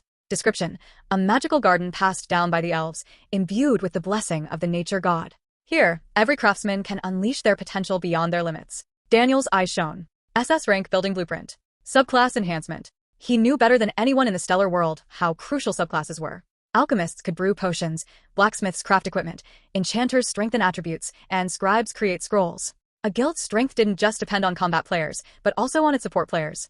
And the Aurea garden could massively improve subclass efficiency. But he placed the blueprint into the guild warehouse. Ding. You have sold item. Aurea garden construction blueprint, SS rank. Sold for 1 copper coin, triggering millionfold boost. Item is a special construction blueprint, triggering quality boost. Congratulations. You obtained 1 gold coin and the Sanctuary Garden construction blueprint, supreme grade. Golden light flashed, and a blueprint radiating starlight appeared in his inventory. Daniel inhaled deeply and opened it. Sanctuary Garden, supreme grade guild building. Type. Core guild headquarters building / citywide buff. Area. 2,000 square meters. Construction requirements. Guild LV. 5+. Must own a basic city level or higher territory. Consumes large amounts of rare resources. Effects. Base effects. All subclass players within the sanctuary gain plus 50% success rate and plus 200% proficiency when crafting or studying. Crafting time reduced by 50%. Divine Blessing core effect. Subclass players within the sanctuary gain Divine Blessing state. Mind power temporarily increased by 500% until leaving the sanctuary. Inspiration burst chance increased to 25%, higher quality items. Rare drop chance plus 95%, e.g., legendary grade items. 3. Citywide buff. The city containing the sanctuary, including the entire territory, receives plus 50% proficiency gain for all subclass players, plus 30% commercial prosperity. Greatly increased chance of attracting rare NPCs to settle. Guild exclusive. Guild members gain plus 100% guild points when performing subclass activities inside the sanctuary. Can hire sanctuary exclusive NPC mentors for advanced subclass guidance. Receive Starlight Blessing once a week. Random attribute boost. Lasts 24 hours. Special effect. Stellar Resonance. If the guild owns 3 or more supreme grade buildings, all building effects are doubled. Description. Legend says this was the first temple built by the gods on the mortal plane, teaching humans to master the strength of creation. When starlight falls, sparks of wisdom ignite in every craftsman's heart. Daniel stared at the description in silence for 10 seconds. Mind power plus 500% temporarily, 95% success rate, citywide subclass buff. This wasn't just a guild building, it was a strategic level nuclear weapon. If he built the sanctuary in Polaris City would quickly become the top subclass hub. Countless alchemists, blacksmiths, enchanters, and scribes would flock to it. Commerce, taxes, population, contribution points, all would skyrocket. He took a deep breath to suppress his excitement. The blueprint was powerful, but required Guild LV 5 and a basic city-level territory. Polaris City was basic city, level just qualified. He would need to find time to mobilize the top-tier NPC craftsmen of Polaris City. World Channel. Brothers, which guild did you join? I joined Rhine Guild. Their benefits are quite good. I joined Ragnarok. The guild master said there will be profit sharing in the future. Hey, do you think Doom Guild accepts new members? I apply every day, but nothing happens. They're number 1, of course the threshold is high. No matter how high, they should at least give an explanation. Leaving it empty like this. Wait and see, sooner or later they will open. I want to be among the first batch of founding members. Daniel watched the discussion in World Channel and smiled. Indeed, it was the right time. He opened the guild panel to start operating. Step 1. Selecting the guild headquarters. He clicked a location on the map Polaris City. Ping. Are you sure you want to set the guild headquarters in Polaris City? Confirm. Headquarters successfully bound. Doom Guild is officially established in Polaris City. Step 2. Filling the guild warehouse. He opened his backpack and looked at the mountain of materials, equipment, and skill books. All of these had been obtained through Millionfold Boost. They ranged from white grade, epic grade, legendary grade, to supreme grade. He stuffed everything into the guild warehouse without hesitation. You have stored 47 pieces of legendary grade equipment. You have stored 236 pieces of epic grade equipment. You have stored 1,847 pieces of black gold grade equipment. You have stored 12 SSS grade skill books. You have stored 58 SS grade skill books. You have stored 327 S grade skill books. You have stored. System notifications flooded the screen nonstop, lasting for 3 minutes before stopping. The warehouse page refreshed. The top 5 slots displayed 5 supreme grade pieces of equipment, quietly arranged, emitting a faint golden glow. Warrior Supreme Grade, Titan's Fury, Two-Handed Greatsword.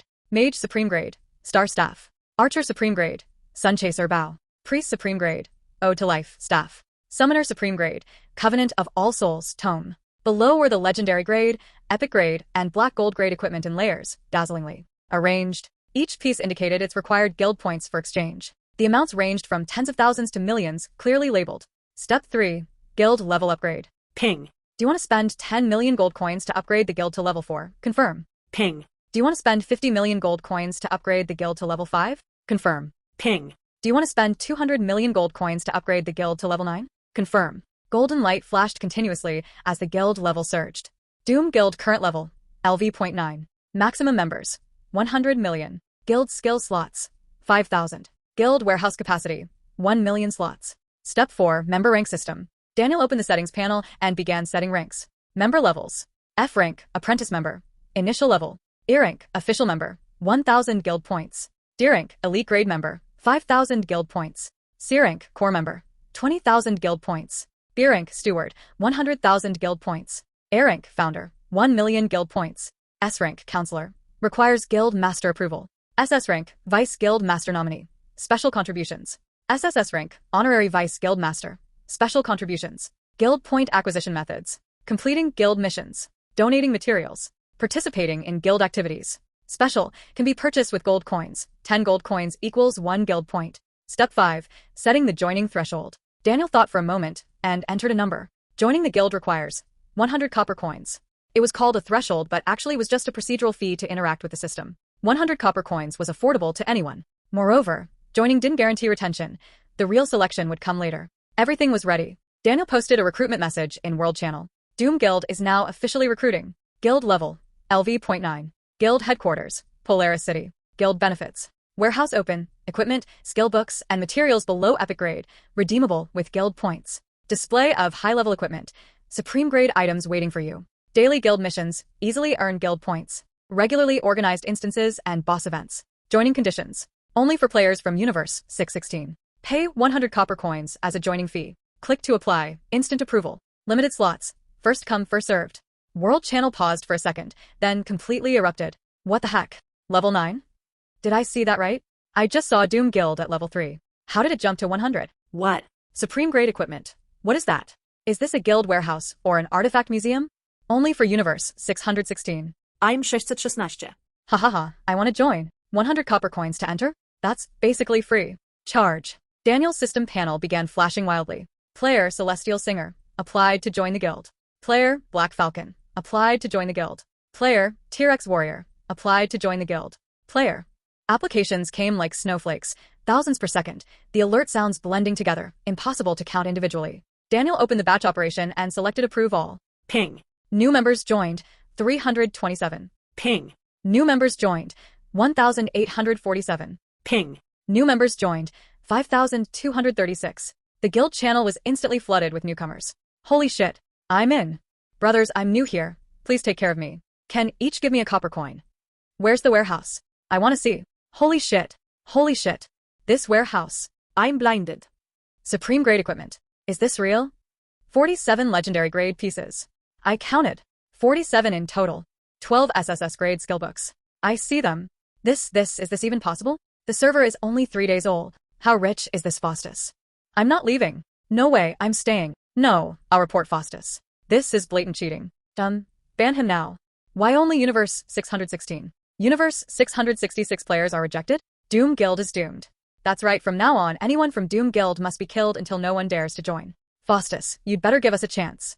The flood of chat continued endlessly, thousands of messages per second, with players shouting and reacting in chaos. At the same time, players who had already joined guilds immediately opened their warehouses. And they went insane. A level 35 warrior stared at the Supreme Grade, Titan's Wrath, with shaking hands. At the same time, the players who had already joined the guild immediately opened the warehouse. Then, they went insane. A level 35 warrior stared at the Supreme Grade Titan's Fury, trembling so much his hands shook. 2 million guild points. Can I save that in a year? A level 42 mage stared fixedly at the Star Staff, eyes wide and unblinking. 2.5 million guild points. Can I trade a kidney for it? A level 28 priest knelt down in front of the Ode to Life. Mom, I've made it. I'm in the same guild as a Supreme Grade piece of equipment. Meanwhile, the far-sighted players had already begun studying how to earn guild points. 10 gold coins equal 1 guild point. 2 million guild points would be 20 million gold coins. 20 million gold coins at the current soaring exchange rate. That's roughly $100 million. $100 million for a Supreme Grade item. Worth it. Absolutely worth it. The problem is, we don't have 100 million. Then we'll just do tasks honestly and save slowly. That's true. At least there's hope. Not to mention Supreme Grade, other guilds don't even have Black Gold Grade equipment. World Channel. Brothers, have you joined Doom Guild? Already joined. It's amazing. The warehouse has everything. I exchanged for a gold grade staff, and my damage output doubled immediately. I exchanged for an S-grade skill book. It cost me 30,000 guild points, but it's worth it. How did you exchange it? I haven't saved enough yet. Buy it with money. As long as you have the cash, guild points rise fast. I want a divine artifact too. Please send me one. Rhine Guild. At this moment, the atmosphere here was so tense it seemed ready to drip water. Chairman Rhine Watcher stared at the screen, his face dark as iron. Vice Chairman Northwind spoke cautiously. Chairman, our guild 300 members have quit. They all went to Doom Guild. I know. And several core members also resigned. What? Rhine Watcher stood up abruptly. Who? Dragon Slayer. He quit too. The channel fell into dead silence. After a long pause, Prospector spoke from the corner. Sigh, forget him. I also want to quit. You? Rhine Watcher widened his eyes. You're one of the founders of Rhine. Prospector smiled bitterly. You don't understand. My people just went to see Doom Guild's warehouse. 5 Supreme Grade items, 47 Legendary Grade, 236 Epic Grade, 1,847 Black Gold Grade, 12 SSS Grade skill books, 58 SS Grade, 327 S Grade. He paused, his voice hoarse. With a guild like that, I'm tempted myself. Rhine Watcher and the rest of the leadership were left in complex emotions, silently speechless for a long time. Ragnarok. Ha ha ha, I'm Betty Luffin. Dragon Slayer from Rhine Guild quit. Their chairman's face must be green right now. Don't laugh. Over 400 members from our guild quit as well. Chairman, I also have something to tell you. Duskfong took a deep breath. You also want to quit? No. I just want to ask, can I join 2 guilds at the same time? Get out. Eternal Eagle Guild. Mr. Moore, over 1,000 members quit from our guild. I know. Should we also? Also what? Go to Doom Guild. The representative from Morgan Consortium fell silent for a few seconds, then slowly spoke. Send someone to contact Faustus. See if he's willing to cooperate. If he agrees, we can invest, provide resources, give him everything he wants. And if he refuses? Then forget it. Forget it. What else? Do you want to block him at the respawn point and threaten him to transfer all artifacts to us? Stormbound Guild. Vanthian's face was dark as iron. The cup in his hand creaked under his grip. Chairman, over 3,000 members quit from our guild. Shut up. But, I said shut up. Vanthian threw the cup to the ground. It shattered into pieces. Faustus. He ground his teeth, filled with impotent rage. Meanwhile, the world channel for Universe 616 had already turned into a sea of joy. Long live Faustus. Friends from other worlds, are you jealous? Envious? Ha ha ha. Come. Here's a screenshot of our guild's warehouse. Image. Holy shit. Supreme Grade. Is this real? This isn't Photoshop, right? Photoshop my foot. This is an actual screenshot. I don't believe it. I can't believe Universe 616 has a guild this insane. Don't believe it. Doesn't matter. We're enjoying it anyway. Woo, I also want to join Doom Guild, but I'm not 616. Don't cry. Come to our world. We'll try together. Cross-world migration? Is that even possible? Don't know. Just saying, it shouldn't be a big problem. F Squid. Daniel watched the celebration on World Channel, his lips curling into a slight smile. He opened the guild panel. Current members, 98,764,328/100 million. Just over a million more to reach full capacity. He thought for a moment, then sent another message. Doom Guild recruitment countdown. Only 1 million slots remaining. First come, first served. Missed today, wait another year. As soon as the message was sent, applications surged again. 10 minutes later. Ping. Guild has reached maximum members. Recruitment stopped. Current members, 100 million/100 million. World channel immediately filled with whales. What? Full already? I just got off work. Haven't applied yet. Please, God, open more slots. I beg you. 100 million members still not enough? Of course not. Nearly 1 billion players on Earth. 100 million is too few. God, when will you expand recruitment? Same question, same question. Daniel thought for a moment and replied. No expansion for now. The guild needs time to integrate. There will be opportunities in the future. World channel fell into wailing again. But the players who had already joined were showing off wildly. Hahaha, I'm in. You guys wait outside slowly. I'm going to exchange gear first. Such generosity. Long live the god. At the same time, a blood red system announcement rang out across the entire stellar world. Global announcement. Ping. Current online player count has reached 10 billion. World-class event, Beast Maze, officially starts. Ding. Server-wide announcement. World-class event, Beast Maze, officially begins. Event description. In ancient times, humans and the magical beast race waged a cataclysmic war, both sides losing their elites. Now, the Beast Maze has reappeared in the world. All adventurers may enter the maze, explore the unknown, and acquire treasures. Participation. Click the event icon to register. Maps are assigned randomly. Event rules. No level restrictions. All players may register. Upon entry, all players are randomly assigned to maps of varying difficulty, 1 to 10 stars. All items obtained during the event may be taken back into the main game world. Upon death, players may enter spectator mode to watch others, tip, or leave comments. At the event's conclusion, ranking rewards are distributed according to performance. Special note, high difficulty maps are extremely dangerous. Proceed with caution. Holy shit, what's going on? 10 billion players online simultaneously? World-class event. This event is for 10 billion players. How massive must it be? Good grief, this recruitment by world number 616 probably triggered the entire stellar world's online population. No, it's Faustus's power. One person alone drove the whole game's population online. 666, no need for theatrics. This Faustus isn't even a GM. Beast Maze? Sounds exciting. No level restrictions. I'm only level 20, can I participate? Brothers, charge. Sign me up. Daniel frowned slightly at the announcement. A world-class event for 10 billion simultaneous players. He was aware of this, but hadn't expected the number to hit so fast. In his memory, there were still a few days before such an event. Could it really be, as the World Channel suggested, that his guild recruitment had detonated the entire stellar world's player count? The truth was unknown, but Daniel didn't panic. He had long been mentally prepared for butterfly effect consequences. As for this Beast Maze, in his previous 4 lives, he had experienced numerous world-class events, but he had never seen one called Beast Maze. What was this about? Could it be that his current reincarnation had altered something? He shook his head and stopped thinking. Regardless, the rewards for a world-class event were substantial, real, and tangible. Just like the event he previously activated with the Dark God Anti-Holy Grail, he simply had to participate. He clicked the event icon to register. Ding. Registration successful. Assigning map. Assignment complete. You have been assigned to 9-star difficulty map, Beast God Phantom. Good luck. In the next instant, white light flashed. Daniel opened his eyes to find himself standing inside a massive iron cage. Around him were 9 other players, all wearing the same drab yellow prison uniform with a number printed on the chest. Daniel glanced at his status. His equipment was gone, inventory locked, and skill bar grayed out. A system notification soon appeared. Ding. You have entered the event map, Beast God Phantom, 9-star difficulty. Current status, imprisoned. Mission hint, your equipment has been confiscated. Proceed with caution. Special note, this map has a very high death rate. Exercise extreme caution. Daniel's eyes narrowed. The warning emphasized caution twice, and with his equipment temporarily unavailable, it was clear that this event would not be simple. In the cage, the other 9 players were slowly coming to their senses. Holy shit, where's my gear?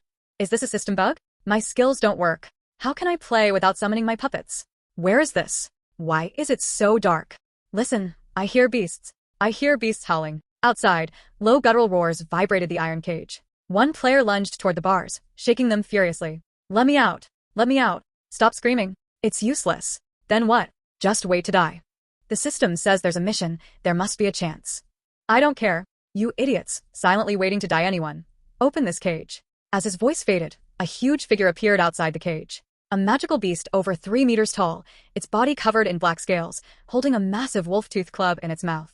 Magical beast guard, LV-25 iron grade. It rapped the club against the cage, producing a harsh metallic clang. Making noise. Keep it up and I'll crush you all. The player shaking the cage froze in terror, but still shouted. Why am I locked up? Let me out. The magical beast guard grinned, baring sharp teeth. Why? Because I said so. It opened the cage, grabbed the player by the neck, and lifted him out. Snap. The player's neck was crushed, and the body was tossed aside. System notification. Player, Raging Warrior, has been eliminated, entering spectator mode. The remaining 9 players in the cage went completely silent. Meanwhile, in spectator mode, eliminated players appeared one after another, quickly gathering into hundreds of thousands.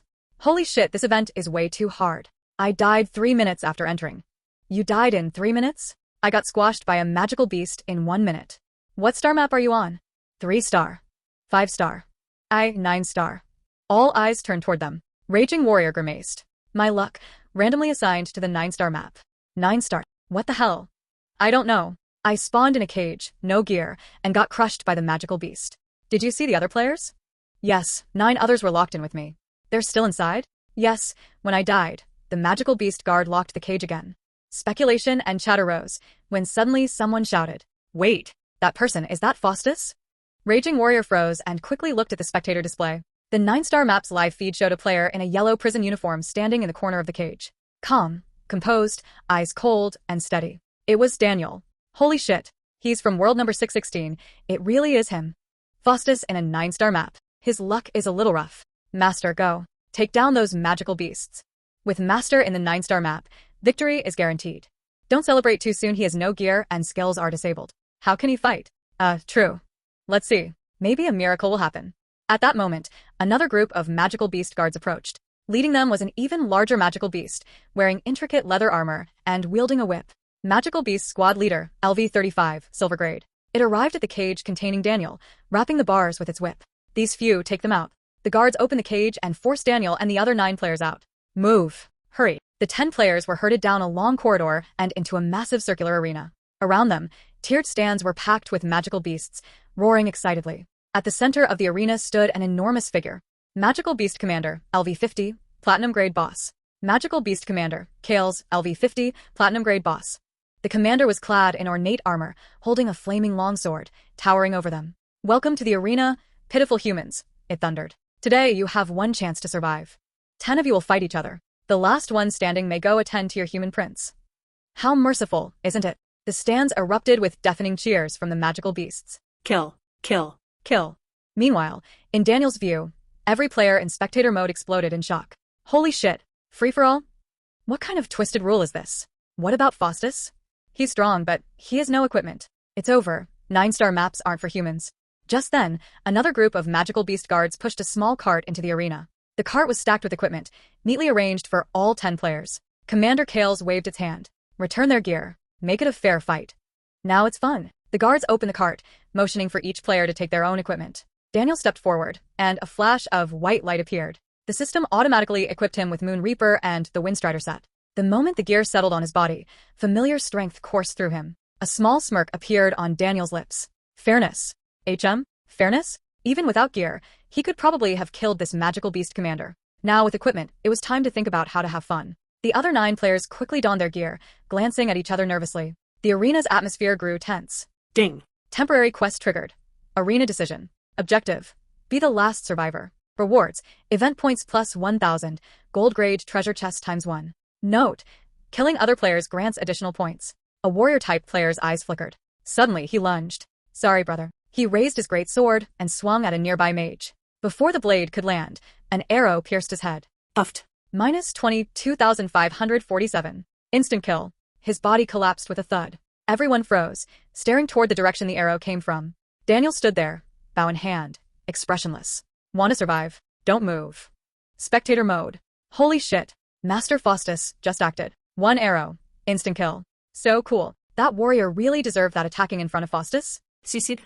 Master is invincible. Invincible my ass. Next he's probably going to hunt the rest of them. Daniel glanced at the message prompts but ignored them. Commander Kales watched the scene, excitement flashing in its eyes. Good. Excellent. Wonderful. It pointed at Daniel. You. Kill the remaining ones. Then you'll be the victor. The remaining 8 players paled and instinctively stepped back, wary of Daniel. But Daniel didn't move. He slowly turned toward the magical beast commander and smiled. You want me to kill them? Just like that. Who do you think you are? As he spoke, he drew his bow. Etherlance. The golden spear tore through the air, instantly piercing the commander's chest. Boom. Minus 85,200. The commander's HP emptied instantly. It stared at the massive hole in its chest, disbelief in its eyes. You. Before it could finish, its massive body collapsed. Ding. You have killed Magical Beast Commander, Gold Grade Boss. Event points plus 5,000. Gold coins plus 100. Obtained equipment, Flame Sword Gold Grade, ×1. The arena went silent. The magical beasts in the stands froze. The 8 remaining players on the field froze. Hundreds of thousands in spectator mode froze. Then, the next second, the spectators erupted. Holy shit. He killed the event boss. Is Master Faustus insane? No way, how dare he? So cool. So freaking cool. This is the real master. The true god. Tip. Everyone tip him. Player, T-Rex Mage, tipped 1 gold coin. Player, Nightingale, tipped 5 gold coins. Player. The tip notifications spammed uncontrollably, impossible to track who gave what. On the arena field, the magical beasts reacted, roaring in fury. Kill him. Kill that human. Hundreds of magical beasts leapt from the stands, charging Daniel. The 8 players turned pale, immediately spinning around and running. Run. This guy's crazy. Forget him. Make sure he doesn't follow us. Escape while you can. They fled toward the arena's edges, disappearing into the corridors. Of course, these magical beasts were, at worst, LV-30 iron-grade mobs. Comparable to the fleeing players, this wasn't difficult for Daniel. The real limit was the event's one-life rule. Otherwise, even if the opponents were gods, they would have fought. Daniel didn't even glance at the fleeing teammates. He raised his bow. Arrow storm. A hail of arrows poured down, blanketing the entire arena. Boom, boom, boom, boom, boom. Explosions and fire roared as the smoke cleared. The arena was littered with corpses. Ding. You have killed magical beast guards ×327. Event points plus 9,810. Gold coins plus 3,700. Obtained equipment. Bronze grade ×47. Iron grade ×23. Silver grade ×5. The ground was strewn with dropped equipment and silver coins, glittering in the light. Spectator mode. I'm blind. One move, hundreds of magical beasts killed. Is this even human? I suddenly feel 9-star maps aren't that hard. Not hard. You try it. I'm not going. I'm afraid of dying. Ha ha ha. At that moment, the 8 fleeing players suddenly returned. They charged from the corridors, eyes fixed on the scattered equipment and silver coins. Holy shit. So much loot. Grab it. They rushed, stuffing the loot into their backpacks, cursing as they went. That idiot killed the boss, but didn't pick up the loot. Lucky for us. Yeah, must be crazy. Ha ha, whoever grabs it keeps it. Thanks, big brother, for the loot. Suddenly, someone stopped and frowned at Daniel. Hey. You killed the magical beast commander. Who's going to lead us for the next task? The others realized and turned to him. Yeah. You killed the boss, what do we do? This event is about rescuing the prince. Without the commander leading, how can we find him? Are you stupid? Compensate us for the mission. The 8 crowded around, aggressively questioning Daniel. They didn't know that the person before them was the legendary Faustus. Because in the event, before dying, all players were anonymous. Spectator mode. What are these idiots doing? They actually dared to yell at Master Faustus? Are they looking for death? Ha ha ha, this is going to be interesting. Does Master Faustus really tolerate talking back? Daniel looked at the 8 reckless fools in front of him, a faint smile tugging at his lips. What did you just say? Say it again. A warrior straightened his neck and shouted, I said you're an idiot. Killing the boss and not picking up loot. And now we have no missions. Exactly. Compensate us for the missions. Do you even know how long we've been waiting to enter this map? What now? You take responsibility. Daniel nodded. Fine. I'll take responsibility. He drew his bow and unleashed shattering comet. Whoosh whoosh whoosh whoosh dash. 8 arrows split almost simultaneously. Dash. 8 heads exploded at once. Ding. You have killed players ×8. Event points plus 480. 8 bodies collapsed to the ground with a thunderous crash. Spectator mode. Ha ha ha ha. Where did this godly player come from? I'm dein Laffen. How dare they insult him? Master Faustus. I take responsibility. No problem. I'll send you all on your way. Those idiots should now know who they were insulting. Look, they've entered spectator mode. The 8 players had just respawned in spectator mode, still confused. Holy shit. How dare he kill us? He killed all 8 of us alone. Report him. I'm reporting him for malicious PK. Messages flooded and instantly tens of thousands appearing on the bulletin board. You shameless beasts. He solved the crisis, and you dare insult him? Insult all you want, so what? One player sneered. Look carefully, do you even know who that person is? The 8 players looked up at the screen. Daniel was bending down, picking up a piece of loot. His face was clear, visible for all to see. His ID floated above his head. Faustus.LV100. The 8 players' faces drained of color instantly. Faustus. That guy is Faustus? I just insulted Faustus. It's over. Laughter erupted all around. Ah, How does it feel to insult a god? Apologize to the master, maybe he'll forgive you. Apologize? Such ingratitude deserves to be tossed out. Exactly. If I met these ingrates in the real world, I'd feed them to sharks. The 8 could only whimper, wishing they could sink into the floor, and shamefully exited the spectator mode. On the field, Daniel finished picking up all the loot. He opened the map and checked the mission objective. Rescue the captured human prince. The target was deep within the maze, marked by a golden light. By normal logic, he should stealthily sneak in, avoid the magical beasts, locate the prince, and rescue him. But Daniel had other plans. The mission only said to rescue the prince, it didn't specify how. As long as the prince lived, the process clearly didn't matter. As for the magical beast, he looked at the dense red dots on the map, their likely gathering points. All points were rewards. Daniel grinned. He closed the map and strode toward the direction with the highest concentration of magical beasts. For the next 2 hours, the entire beast maze descended into chaos. A lone human moved east to west, south to north, leaving nothing alive in his path. Ding. You have killed Magical Beast Guard ×1. Event points plus 30. Ding. You have killed Magical Beast Warrior ×1. Event points plus 50. Ding. You have killed Magical Beast Captain ×1. Event points plus 200. Ding. You have killed. System notifications flashed endlessly. Daniel was like a one-man reaping machine. Anywhere he went, death followed. Lone enemies? 1 arrow. Small squads? 1 arrow. Hundreds of beasts? Still 1 arrow. Arrow storm covered the entire field. Etherlance singled out bosses. Almost no magical beast could withstand him. Spectator mode. The audience had gone numb. From initial astonishment to now dazed, oh sounds. How many has he killed? Don't know, but the points must be in the hundreds of thousands. I counted he killed 327 in the last wave. Points, too lazy to calculate. This is the world of a god? So, effortless. Barely needed a second move. Then, the entire maze suddenly trembled violently. A massive pressure descended from above, shrouding the 9th level. Spectators' faces went pale instantly. What's happening? Such overwhelming presence. I feel like I can't even breathe through the screen. Look at the sky. On the main screen, a massive shadow slowly formed. A gigantic magical beast, tens of meters tall, covered in golden scales, with 3 pairs of wings on its back and a spiraling horn crackling with lightning. Beast God Phantom, LV50, Legendary Grade Boss. HP, 4,500,000. Skills. Beast Might as Prison. Thunderous Wrath. Beast God's Fury. Description. A projection of the Beast God's will. Though only 1/10,000th of the original's power, it remains invincible to mortals. Spectator mode. Holy shit. Legendary Grade Boss. LV50 Legendary? Way stronger than normal boss. 450,000 HP and insane skills. How do we fight this? It's over. Master Faustus is going to fail. Run, Master. Don't face it head on. Run? Can anyone escape? Master Faustus. Listen to me, retreat first. Plan strategically. Yes, retreat first, then figured out. Spectators frantically sent messages. But Daniel didn't even glance at them. He simply looked up at the massive shadow, a faint smile on his lips. Beast God Phantom? I expected something formidable, but this? Of course, he knew the boss's true nature. If the real Beast God appeared here, he would be instantly killed. But a projection? Piece of cake. Moreover, this was a world-class event. The system would never design a boss unbeatable by all players. High-difficulty map monsters were generally not high-level. That was the reason. Daniel lifted his bow. The Beast God Phantom seemed to sense danger and let out a deafening roar. Insignificant human. How dare you defy the majesty of the gods? D. It opened its massive maw, sending a thick bolt of lightning toward Daniel. Daniel God's speed flashed, easily dodging. He drew his bow. Etherlance. The golden spear tore through the sky, piercing the Beast God Phantom's chest. Boom. Minus 280,020. Another shot. Minus 305,500. 2 arrows later, the Beast God Phantom's HP emptied instantly. Its eyes widened in disbelief. How is this possible? Before it could finish, the colossal projection shattered, dispersing into countless glowing fragments. Spectator mode.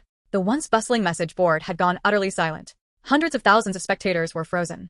Eyes wide, mouths agape, like statues. 1 second. 2 seconds. 3 seconds. Holy shit. 2 arrows and it's dead? A 450,000 HP legendary grade boss, just like that? Am I seeing things? Is this even humanly possible? Master Faustus, are you a god?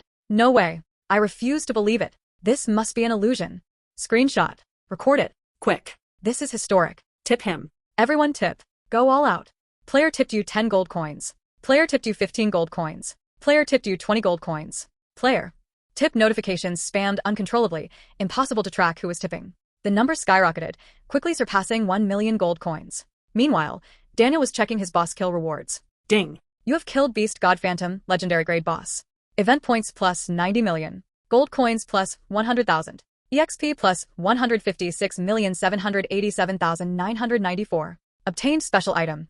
Beast God's Fong one-time use. Beast God's Fong, special. Effect. When used, it replaces the Beast God to enter the 10-star difficulty map, Snowland Sacred Spring. Description. A Fong imbued with the aura of the Beast God, capable of occupying the Beast God's position in specific scenarios. Daniel's eyes lit up. 10-star map. Snowland Sacred Spring? The event introduction had explained maps from 1 to 10 stars. Unsurprisingly, the 10-star map should be the hidden ultimate area. He hadn't expected that entering it required a specific token. He carefully stowed the Fong and continued toward his mission objective. After the Beast God Phantom dissipated, the entire magical beast settlement fell into temporary silence. Those hiding in the shadows, trembling, had witnessed the god they revered get obliterated by a single arrow. Their minds went blank. Daniel lowered his bow and scanned the surroundings. In a corner, a trembling magical beast commander tried to sneak away. Magical beast commander, Grom, LV-55, gold grade boss. Daniel Godspeed flashed, appearing instantly before it. Where do you think you're going? Grom's legs buckled, and it fell to its knees. And master, spare me. I was blind. I deserve death. Daniel looked down at it calmly. Take me to the human prince. Grom's eyes shifted, calculating quickly. This human was absurdly strong. Even the beast god had been killed, but the magical beast race still had tens of thousands of troops in the maze. If it could hold the prince, it had bargaining power. It raised its head, a glint of cunning in its eyes. I'll guide you, but you must agree to a condition. Speak. Spare the lives of all magical beasts. Otherwise, I'll have the human prince killed. It straightened its back, trying to show confidence. I know you're strong, but no one outruns my communication token. With a single thought, the prince's head will fall. How about it? Fair trade, right? It looked at Daniel proudly, expecting him to compromise. Daniel paused for a second. Then he smiled. Fair. He nodded. Fine. I'll give you the fairness you want. He drew his bow. Arrow Storm. Shattering Comet. 2 skills activated simultaneously. Golden arrows swirled with splitting meteors, raining down in an unstoppable torrent over the entire magical beast settlement. Boom, boom, boom, boom, boom. Explosions rocked the sky. Fire erupted everywhere. Grom's eyes widened. Before it could react, it was engulfed in the inferno. 10 seconds later, the smoke cleared. The magical beast settlement was a grim ruin. Tens of thousands of magical beasts had perished, blood staining the battlefield. Ding. You have killed magical beast warrior times 12, 847. Ding. You have killed magical beast guard times 8, 236. Ding. You have killed magical beast captain times 537. Ding. You have killed magical beast commander times 23. Event points plus 100,847,200. Gold coins plus 68,000. Obtained equipment. Gold grade times 12. Black gold grade times 3. Epic grade times 1. Daniel lowered his bow and looked at Grom's corpse. Negotiate with me? You think you're worthy? Spectator mode. Holy shit. What a joke. One move and tens of thousands of magical beasts. Is that an archer or a human nuclear bomb? Points increased by over 100 million. Am I seeing correctly? That commander's brain must be fried. He dared to threaten Master Faustus? Exactly. He should have obediently led him. Instead, he tried to die. Laughing, he thought he had Master Faustus under control, but Master just flipped the table. Player tipped 50 gold coins. Player tipped 30 gold coins. Player tipped 10 gold coins. Player. After annihilating the magical beast settlement, Daniel calmly activated divine perception. Within a 1-kilometer radius, all living beings' positions instantly appeared in his mind. Southeast, deep underground, a human life signal. No doubt, it must be the dungeon holding the prince. He vanished in an instant. Deep in the dungeon, a young man in tattered noble clothes was curled in a corner. His face pale, lips cracked. Human Prince, Alfred, LV-30, Special NPC. Hearing footsteps, he raised his head, eyes flashing with fear. Why are you here to kill me? Daniel shot the chains with an arrow and pushed the cell door open. You're safe, Your Highness. I'm here to rescue you. The prince froze for 3 seconds, then tears welled in his eyes. Rescue me? Finally, someone's come to save me. He staggered to his feet, lunging to embrace Daniel. Daniel sidestepped. Enough talk. Let's move. Outside the dungeon, the prince gazed at the devastated magical beast settlement, utterly stunned. All of this you did? Yes. Alone? Yes. The prince drew a deep breath, looked at Daniel with profound respect, and performed an elaborate noble salute. Thank you, sir, for saving my life. Alfred, swear that in the future, should duty call, I will risk life and limb without hesitation. Ding. Human Prince Alfred's favor toward you increased to lifeblood bond. He then pulled out a yellowed blueprint and presented it with both hands. This is a treasure I carry with me, originally intended for my father. I now present it to you, as a token of my gratitude. Obtained. SS Grade Building Blueprint. Heart of Prosperity. Heart of Prosperity. SS Grade Guild / Territory Building. Effects. Morale plus 30, greatly increases loyalty of territory residents. Food production plus 50%. Soldier attack power plus 15%. Trade tax revenue plus 20%. Probability of attracting wandering people plus 100%. Construction requirements. Town level or higher territory consumes various resources. Description: a blessed mystical building that brings prosperity to the territory and peace to its people. Daniel's eyes lit up as he read the effects. An SS-grade building blueprint. For Polaris City, this was a godsend. Although Polaris City was a basic city, its remote location meant it had been neglected. The city was in a severe underfed state. Any additions that increased both the soft and hard power of the territory were invaluable. Without hesitation, Daniel opened the guild warehouse and placed the blueprint inside. Ding. You have sold an item to Doom Guild. Heart of Prosperity, SS-grade building blueprint. Price 1 copper coin, triggering million-fold boost. Item is a special building blueprint. Choose quantity boost / quality boost. Quality boost. Ding. Congratulations. You have obtained Eternal Prosperity Sanctuary building blueprint. Eternal Prosperity Sanctuary, supreme grade territory building. Effects: morale plus 90, residents extremely loyal, almost impossible to rebel. Food production plus 200%. Soldier attack power plus 50%. Defense plus 50%. Trade tax revenue plus 100%. Chance to attract merchants plus 300%. Probability of attracting wandering people plus 500%. Chance to attract special talents plus 200%. All resource production within territory plus 50%. All building effects within territory plus 20%. Construction requirements. Basic city level or higher territory requires large amounts of basic materials. Description: a divine monument built during the human race's golden age. It can turn barren land into a human paradise in a short time. Daniel exhaled deeply. This wasn't just a blueprint, it was a cheat code.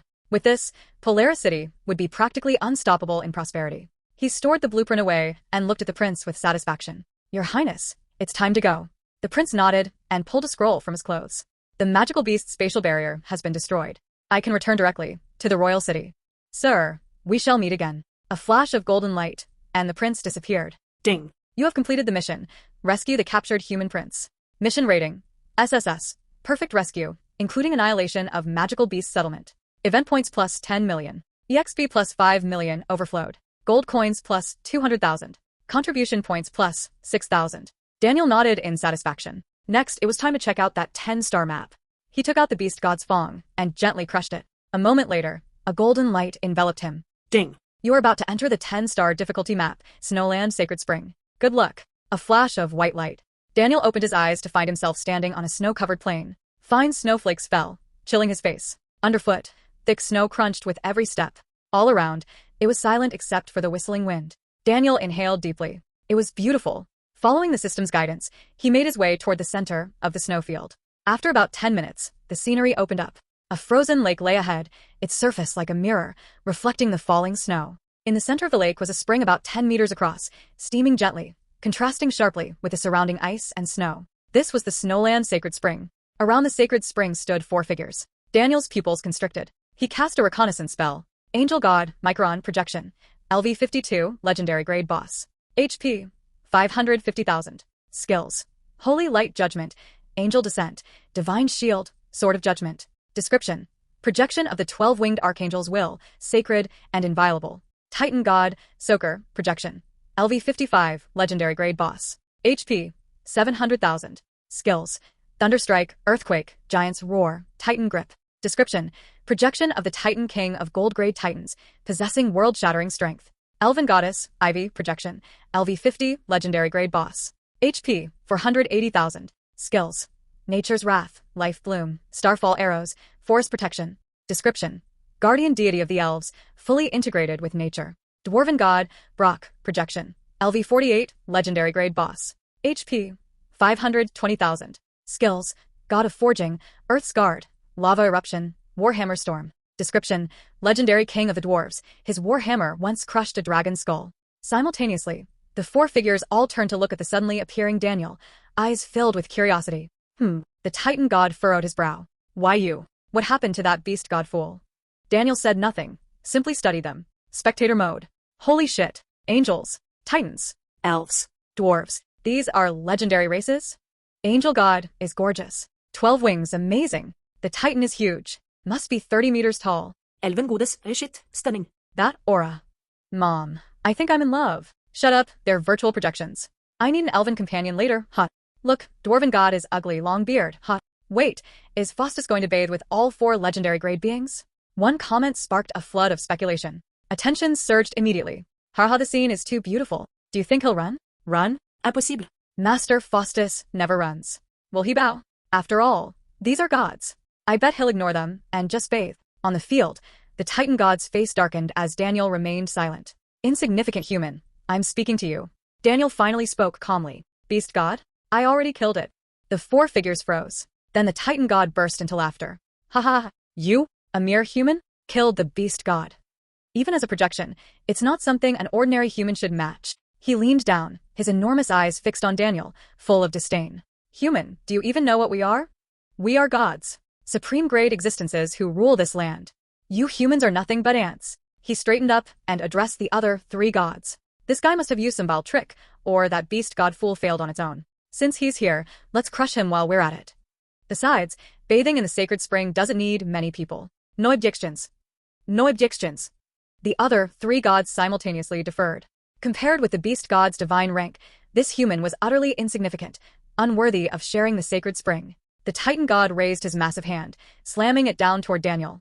Boom. The impact of the palm hitting the snow caused the entire plane to shake violently.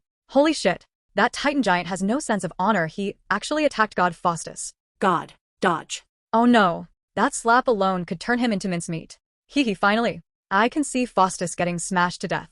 Get out of here. Which side are you even on? Mind your own business. I just want to see this hacker get wrecked. Identification complete. Pure idiot upstairs. The dust settled. Daniel stood 10 meters away, completely unharmed. The Titan god froze for a moment. Oh, this little ant of yours is interesting. He raised his hand again, but Daniel had already drawn his bow. Etherlance. 2 golden spears ripped through the air, piercing the Titan god's chest in succession. Boom boom. Minus 315,780. Minus 300,000. HP drained instantly. The Titan god looked down at the massive hole in his chest, eyes wide with disbelief. How is this possible? Before he could finish, his enormous body crashed to the ground. Ding. You have slain Titan god, Phantom, legendary grade boss. Event points plus 95 million. Gold coin plus 10,000. Special item acquired. Titan core, legendary grade. The spectator stands fell deathly silent, then erupted into chaos. Holy shit. 2 arrows. Another double arrow kill. A legendary grade boss with 700,000 HP, killed in 2 arrows? Titan god. Anyone with half a brain knows that's no easy fight and it's just gone. What did the god just say? He killed the beast god? It's true. Of course. You came late and missed the iconic moment when the beast god was one shot. Being eliminated first isn't all bad. You get a front row seat to God Faustus' amazing performance. I'm speechless. Humans are invincible. God Faustus is invincible. Tip him to death. Player tipped you 200 gold coins. Player tipped you 100 gold coins. Player tipped you 500 gold coins. Daniel ignored the messages and bent down to pick up the Titan core. Titan core, legendary grade / special material. Effect: when used to train a Titan warrior, 20% chance to upgrade a normal Titan to gold grade, 90% chance to upgrade to silver grade. Description: a core containing the blood essence of the Titan god. Every Titan dreams of possessing it. Daniel's eyes lit up. Titan warrior, one of the highest tier troops in the stellar world. Without hesitation, he sold the Titan core to his guild. Ding. You sold item, Titan core, legendary grade, to Doom Guild for 1 copper coin, triggering million-fold boost. Since the item is a special material, choose quality boost / quantity boost. Quality boost. Ding. Congratulations. You obtained Primordial Core Supreme Grade. Primordial Core, Supreme Grade / special material. Effect: used to train Titan warriors, 50% chance to upgrade a normal Titan to Primordial Titan, 100% chance to upgrade to Gold Grade Titan. Primordial Titan, the progenitor bloodline of the Titans, far stronger than ordinary Gold Grade Titans, with partial strength of a creation god. Description: the heart of the first-generation Titans, containing the purest Titan blood. Daniel drew a deep breath. Primordial Titan, 50% chance to upgrade, 100% guaranteed Gold Grade. Even ignoring the 50% chance, a guaranteed Gold Grade Titan alone is already worthy of vying for the throne. If he could raise a Gold Grade Titan, the cost-performance ratio would be extraordinary. He was immersed in this excitement when the system pinged again. Ding. Sacred Spring Bathing will open in 1 minute. Please prepare. Daniel put away the primordial core and looked up. Meanwhile, the remaining 3 supreme beings, Angel God, Elven Goddess, and Dwarven God, stared him down. Their gazes no longer held disdain, only caution. This human is not normal, Dwarven God said gravely. That Titan was arrogant, but strong. If he could kill him this easily, even as a phantom, it proves he is no ordinary human. Angel God unfolded 12 wings, holy light coalescing around him. Everyone, the sacred spring boost favors wolves over meat. Elven goddess nodded, a cold gleam in her eyes. The elves always loved peace and nature, but ever since humans rose to power, war and plunder became frequent, leaving the elves with a poor impression of humanity. Whatever. Fine. Then we attacked together. All three moved simultaneously. Angel God raised his hand. A long sword formed from concentrated holy light, slashing toward Daniel. Elven goddess drew her bow, 7-star arrows locking onto Daniel's vital points. Dwarven god roared, growing in size, swinging his massive war hammer at the ground. A lava fissure spread toward Daniel. 3 legendary grade beings attacked at once. The ground quaked with their might. Holy shit. 3 against 1? Are they even gods? Seriously, have some shame. God Faustus run. How do you even block this? Go, God Faustus. Everyone held their breath. But Daniel's lips curved slightly. Godspeed. He vanished instantly, appearing tens of meters away. The 3 attacks smashed the ground simultaneously, leaving 3 massive craters. Daniel drew his bow. Shattering Comet. Arrow Storm. 2 skills activated simultaneously. Meteor fragments carried a golden arrow storm, pouring down upon the 3 gods. Boom, boom, boom, boom, boom. The deafening explosions subsided. The 3 gods stood there, battered and bruised. Angel God's holy shield shattered, wings riddled with holes. Elven Goddess' star arrows were broken. Blood dripped down her arm. Dwarven God's war hammer was cracked. Half his beard burned off. Most astonishingly, all 3 lost roughly a third of their HP. Spectator stand. Are my eyes deceiving me? Holy shit. Impossible, a single move cripples 3 legendary grade gods. This isn't human. I'm done. God Faustus is invincible. Ignore those idiots questioning him. No, you guys, those are gods of the major races. This is the critical fight. Terrifying. Truly God Faustus. The 3 gods' faces turned pale. This human is too strange. Elven goda skrittet här tit. Retreat. She turned and tore through the void, ready to escape. Daniel's gaze hardened. Already attacked, and now you try to run? Too late. Etherlance. Golden spears tore the sky, instantly piercing the elven goddess back. Boom. Minus 280,000. HP drained. Elven goddess body disintegrated into a scattering of light particles. Ding. You have slain elven goddess, Phantom, legendary grade boss. Event points plus 94 million. Gold coin plus 9,000. Skill book acquired. Arrow of Nature, S rank. Seeing this, Angel God and Dwarven God exchanged glances and immediately turned to flee. But Daniel was faster. Another Etherlance. Angel God's shield shattered. HP drained completely. Another shot.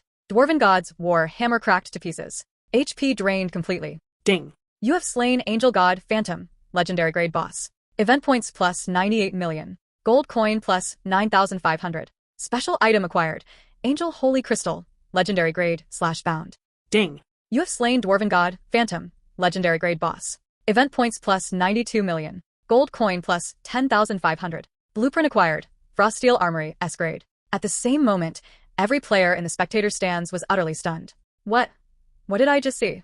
All 4 legendary grade bosses were killed by God Faustus? Are you kidding me? No human could do this. God Faustus, are you secretly a god yourself? Haha, God Faustus is invincible. What a face-showing performance. Did you see the expressions on those gods just now? They were terrified. Ha ha ha. Thinking about that arrogant titan giant getting one shot. I can't stop laughing, ha ha ha. Player tipped you 100 silver coins. Player tipped you 50 gold coins. Player tipped you 200 gold coins. The barrage of chat messages and tips was non-stop, flooding the screen. Daniel began examining his spoils. He first looked at the skill book. Arrow of Nature, S rank. Effect. Condenses natural elements into arrows for attack, dealing 300% damage, with armor piercing and continuous natural damage, bleeding. Cooldown, 30 seconds. MP cost, 800. Class restriction, Archer. Daniel's eyes lit up. Arrow of Nature? An idea struck him immediately, and he sold the skill book to his guild. Ding. You sold item. Arrow of Nature skill book, S rank. To Doom Guild for 1 copper coin, triggering million-fold boost. Since this is a skill book, choose. Quality boost / quantity boost. Quality boost. After so many experiments, Daniel had already discovered the pattern. Boosted items retain their original properties. The effect was simply their supercharged version. Ding. Congratulations. You obtained 1 gold coin and the Void Arrow, SSS rank. Void Arrow, SSS rank. Effect. Condenses all elemental strength, light, dark, fire, water, wind, earth, lightning, nature, etc. into arrows, dealing 500% damage. Special effects. Elemental advantage. Can select attributes to exploit enemy weaknesses. Double damage when effective. Ignores defense. Arrows ignore 50% of target's defense and all resistances, inflicting continuous bleeding damage. Silencing strike. On hit, silences the target for 3 seconds, unable to use skills. Cooldown. 20 seconds. MP cost, 1,500. Class restriction. exclusive to archers. Description: legendary elemental arrow, condensing all elemental strength in the world. Nothing can withstand it. Daniel took a deep breath. A divine skill, and still exclusive to archers. With this skill, he would never worry about running out of arrows again. The stronger he became, the higher the arrow's damage. Plus, he could select attributes based on enemy weaknesses, with added silence and bleed effects. With this, his future battles would be unstoppable. He turned to the second item. Froststeel Armory S-Grade Blueprint. Effect: allows crafting of special Froststeel armor, used to equip or train elite troops. Froststeel armor attributes: plus 200% defense, plus 150% HP, plus 100% frost resistance, with Frost Guard skill, attacks freeze enemies. Construction requirements: must be built in a basic city or higher, requires iron and frost steel or mining facilities. Daniel, as usual, sold it to the guild. Ding. You sold item. Froststeel Armory Blueprint S-Grade to Doom Guild for 1 copper coin, triggering million-fold boost. Since this is a special building blueprint, choose Quality Boost / Quantity Boost. Ding. Congratulations! You obtained 1 gold coin and Eternal Core Furnace, Supreme Grade Building Blueprint. Eternal Core Furnace, Supreme Grade Building Blueprint. Type: Legendary Dwarven Forging Sanctuary. Construction requirements: must be built deep inside a volcano or near magma chambers, consumes massive rare resources. Effects: infinite forging, furnace energy never depletes, can forge continuously 24/7. Divine Craftsman Blessing, Dwarven craftsmen in range get plus 80% success, plus 300% chance for rare output. Super Forging, chance to craft items beyond craftsman's normal quality limits. Furnace Guardian, automatically generates lava shields around the furnace, fortifying the forge space against intruders. Racial bonus, dwarves in range get plus 200% to all stats, plus 500% forging speed. Description: Supreme Grade Dwarven Artifact, legendary site of the first-generation Dwarven gods forging. Owning it grants access to endless weapon production. Daniel's eyes widened. This was terrifying. If he had a team of Dwarven craftsmen, a sudden thought flashed through his mind. Dwarven craftsmen. Right. Now he had Polaris City, the Prosperity Sanctuary, and the core of the Earth Furnace. If he could recruit a batch of Dwarven craftsmen, his territory would become the human race's premier equipment production hub. His heart raced at the idea. Once this event ended, he must find a way to bring some dwarves over. Even if he had to bind them, he would. After all, he was now account commanding troops, and doing tasks was normal. And who knows? They might not want to leave once they arrive. For the dwarves, the core of the Earth Furnace was like a swordsman encountering a legendary greatsword. They wouldn't sleep for nights. He turned to the last piece of loot. Angel Holy Crystal, legendary grade, /bound. Effect: upon use, allows you to make a wish to an angel god. The magnitude of the wish depends on the angel god's will. Description: Supreme Grade Token of the Angels, containing a fragment of an angel god's will. Only those favored by fate can acquire it. Daniel frowned. Make a wish to the angel god? It was good, but he remembered the angel's vengeance mark on his body. The Angel King was still hunting him. This Angel Holy Crystal. Enter angel territory, and he would be chased. Not entering, and he couldn't use it. Hey. A one-way road with a dead end. Moreover, it was a bound item. Otherwise, he could have sold it. Forget it. It was a good item. He'd keep it for now. Ding. Sacred Spring bathing will commence in 10 seconds. Please prepare.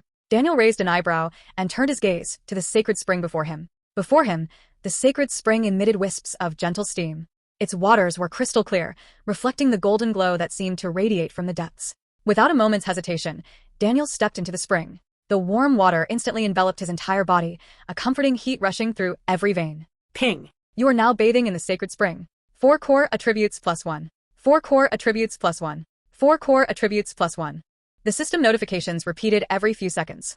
Daniel closed his eyes and simply allowed himself to soak in this rare moment of serenity. For some reason, he felt as though his entire being was being gently relaxed. Every tension, every anxiety accumulated over more than 2 centuries seemed to dissipate with the warmth of the spring. The calm was unlike anything he had felt in his life. It was almost as if the sacred spring had absorbed every ounce of worry lodged within him. An hour passed in tranquil silence. Ping. Sacred spring bathing session completed. Attribute increase summary. Strength, plus 10,000. Intelligence, plus 10,000. Agility, plus 10,000. Constitution, plus 10,000. Current 4 core attributes. Strength, 3,120 to 13,120, plus 10,000. Intelligence, 3,120 to 13,120, plus 10,000.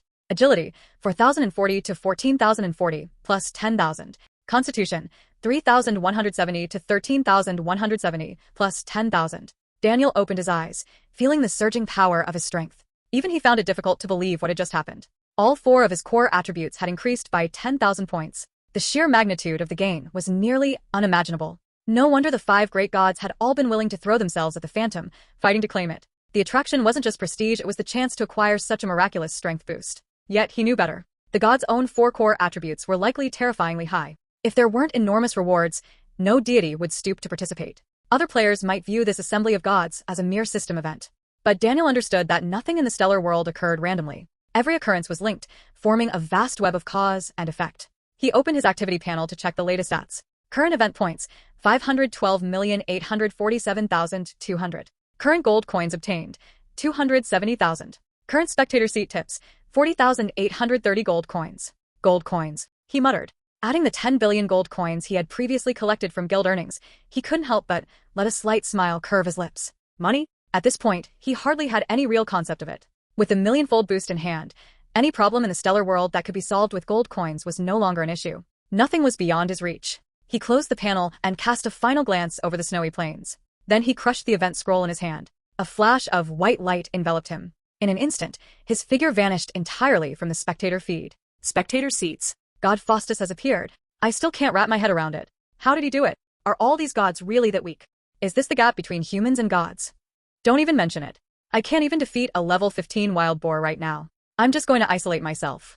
God Faustus is invincible. This event was over in a flash, but watching it was worth every second. Seriously, how did that one arrow deal hundreds of thousands of damage? His 4 core attributes must be at least in the thousands.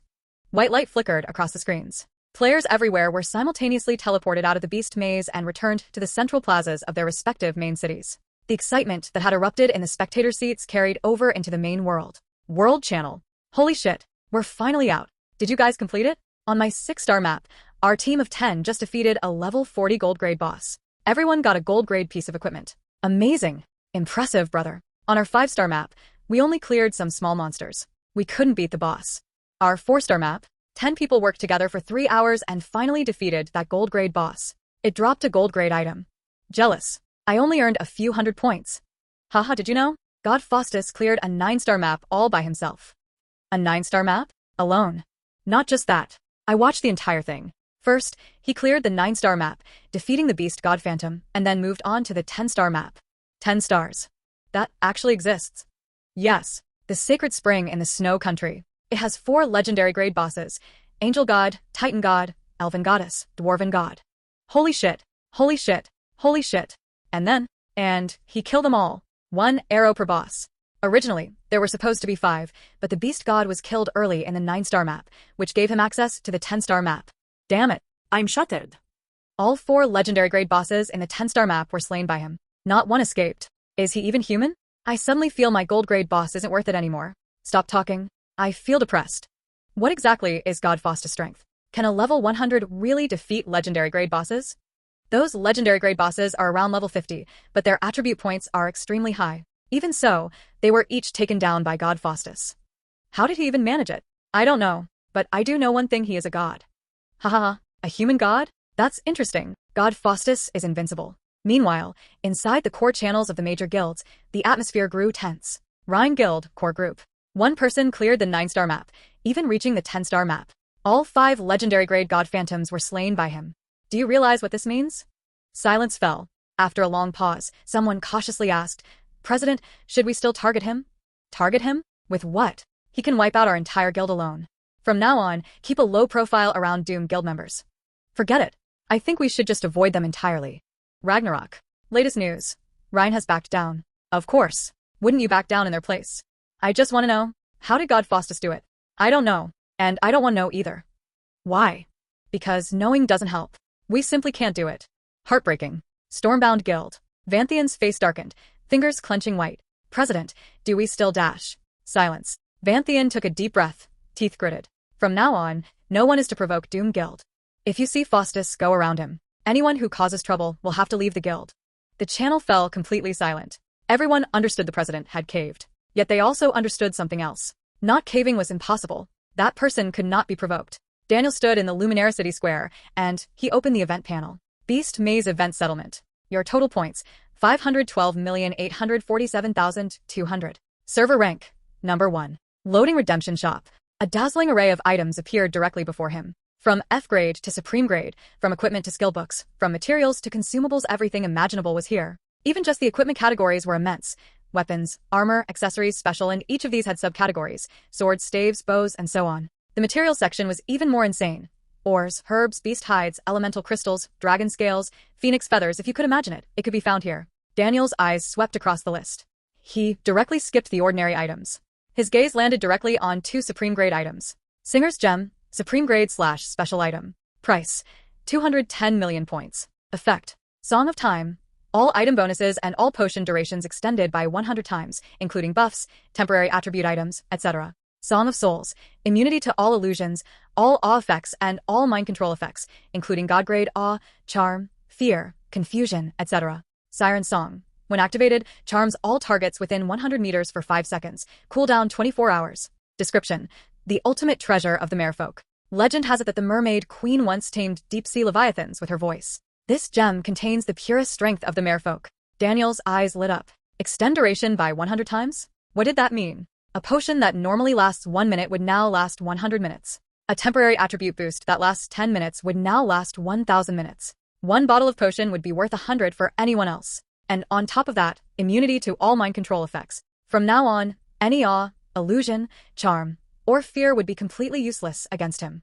He glanced at the price, 210 million points. Without hesitation, he redeemed it. Ding. You spent 210 million points and redeemed Singer's Gem, supreme grade. Item has been added to your inventory. Daniel turned to the second item. Chronoverse Prologue Codex, supreme grade / special item. Price, 300 million points. Status, not activated. Activation requirement: must collect the 10 elemental cores: light, darkness, fire, water, wind, earth, thunder, metal, soul, nature. Post-activation effects: time-space mastery. Grants preliminary control over time and space, including time acceleration / deceleration and spatial folding / travel. Prologue Chronicle. Records every time-space operation performed by the user, forming a personal skill book. Time-space anchor. Allows placement of up to 3 anchors anywhere. Teleport instantly back to an anchor from any location. Prologue Protection. Automatically triggers time reversal to 3 seconds prior when receiving fatal damage. Cooldown 7 days. Description: the legendary prologue written by the creator god, recording the universe's fundamental time-space secrets. Collect all 10 elemental cores to unlock its mysteries and master the power of time and space. Daniel took a deep breath. Time and space attributes. This was one of the highest level strength systems in the stellar world. In his past life, he'd seen a god with time mastery able to accelerate himself tenfold and slow enemies tenfold, fighting bosses like a casual stroll.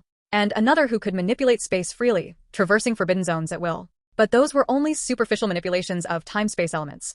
The Chronoverse Prologue Codex could allow someone to truly master the essence of time and space. The 10 elemental cores. He quickly recalled: core of light, core of darkness, core of fire, core of water, core of wind, core of earth, core of thunder, core of nature, core of metal, core of soul. He knew the origin of several, some even had specific locations. But core of nature and core of soul, those were nearly impossible to obtain. No matter. He would secure it first, then deal with the rest. 300 million points. Worth it. Ding. You spent 300 million points and redeemed Chronoverse Prologue Codex, supreme grade. Item has been added to your inventory. After redeeming these 2 items, he had 2,847,200 points remaining. Daniel casually redeemed some materials and equipment, then closed the panel. Opening his inventory, he looked at the 2 supreme grade items, a slight smile on his lips.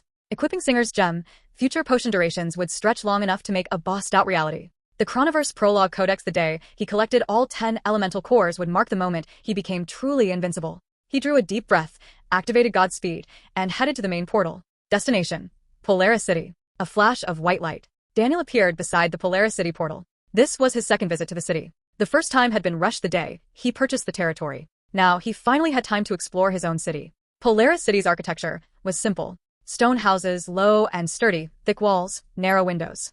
Built to withstand the northern winds and potential attacks from the demon race. Streets were narrow, paved with cobblestones, lined with various shops. Blacksmiths, general stores, inns, taverns, modest but functional. Everything essential was here. In the distance, tall, thick city walls were built from solid stone blocks, with soldiers patrolling above. The city was shrouded in a grayish hue, conveying a sense of austerity and age. But at this moment, the city was undergoing massive transformation. Scaffolding lined both sides of the streets, craftsmen climbing, hammering, and sawing. New buildings sprouted: shops, houses, workshops. By the portal, a middle-aged man in a refined robe approached quickly. Polaris City Governor, Roland, LV-210, epic grade NPC. Tall and upright, elegant features, neatly combed gray hair, radiating competence from every gesture. Your Excellency, Count. Roland bowed respectfully.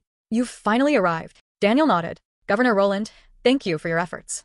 Roland had been specially assigned by Augusta, a top-tier talent. An LV-210 epic-grade NPC, experienced and capable.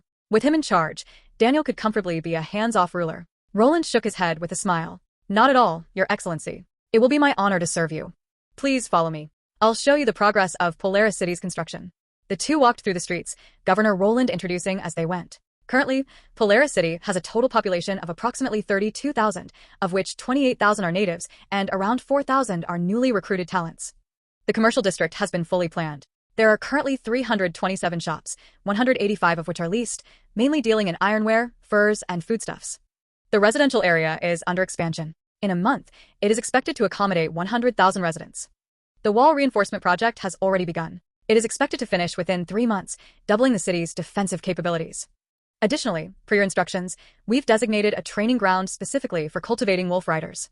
Roland glanced at Daniel. Your Excellency, those wolfkin, are they truly reliable? Daniel smiled. They've signed servitude contracts. Betrayal means death.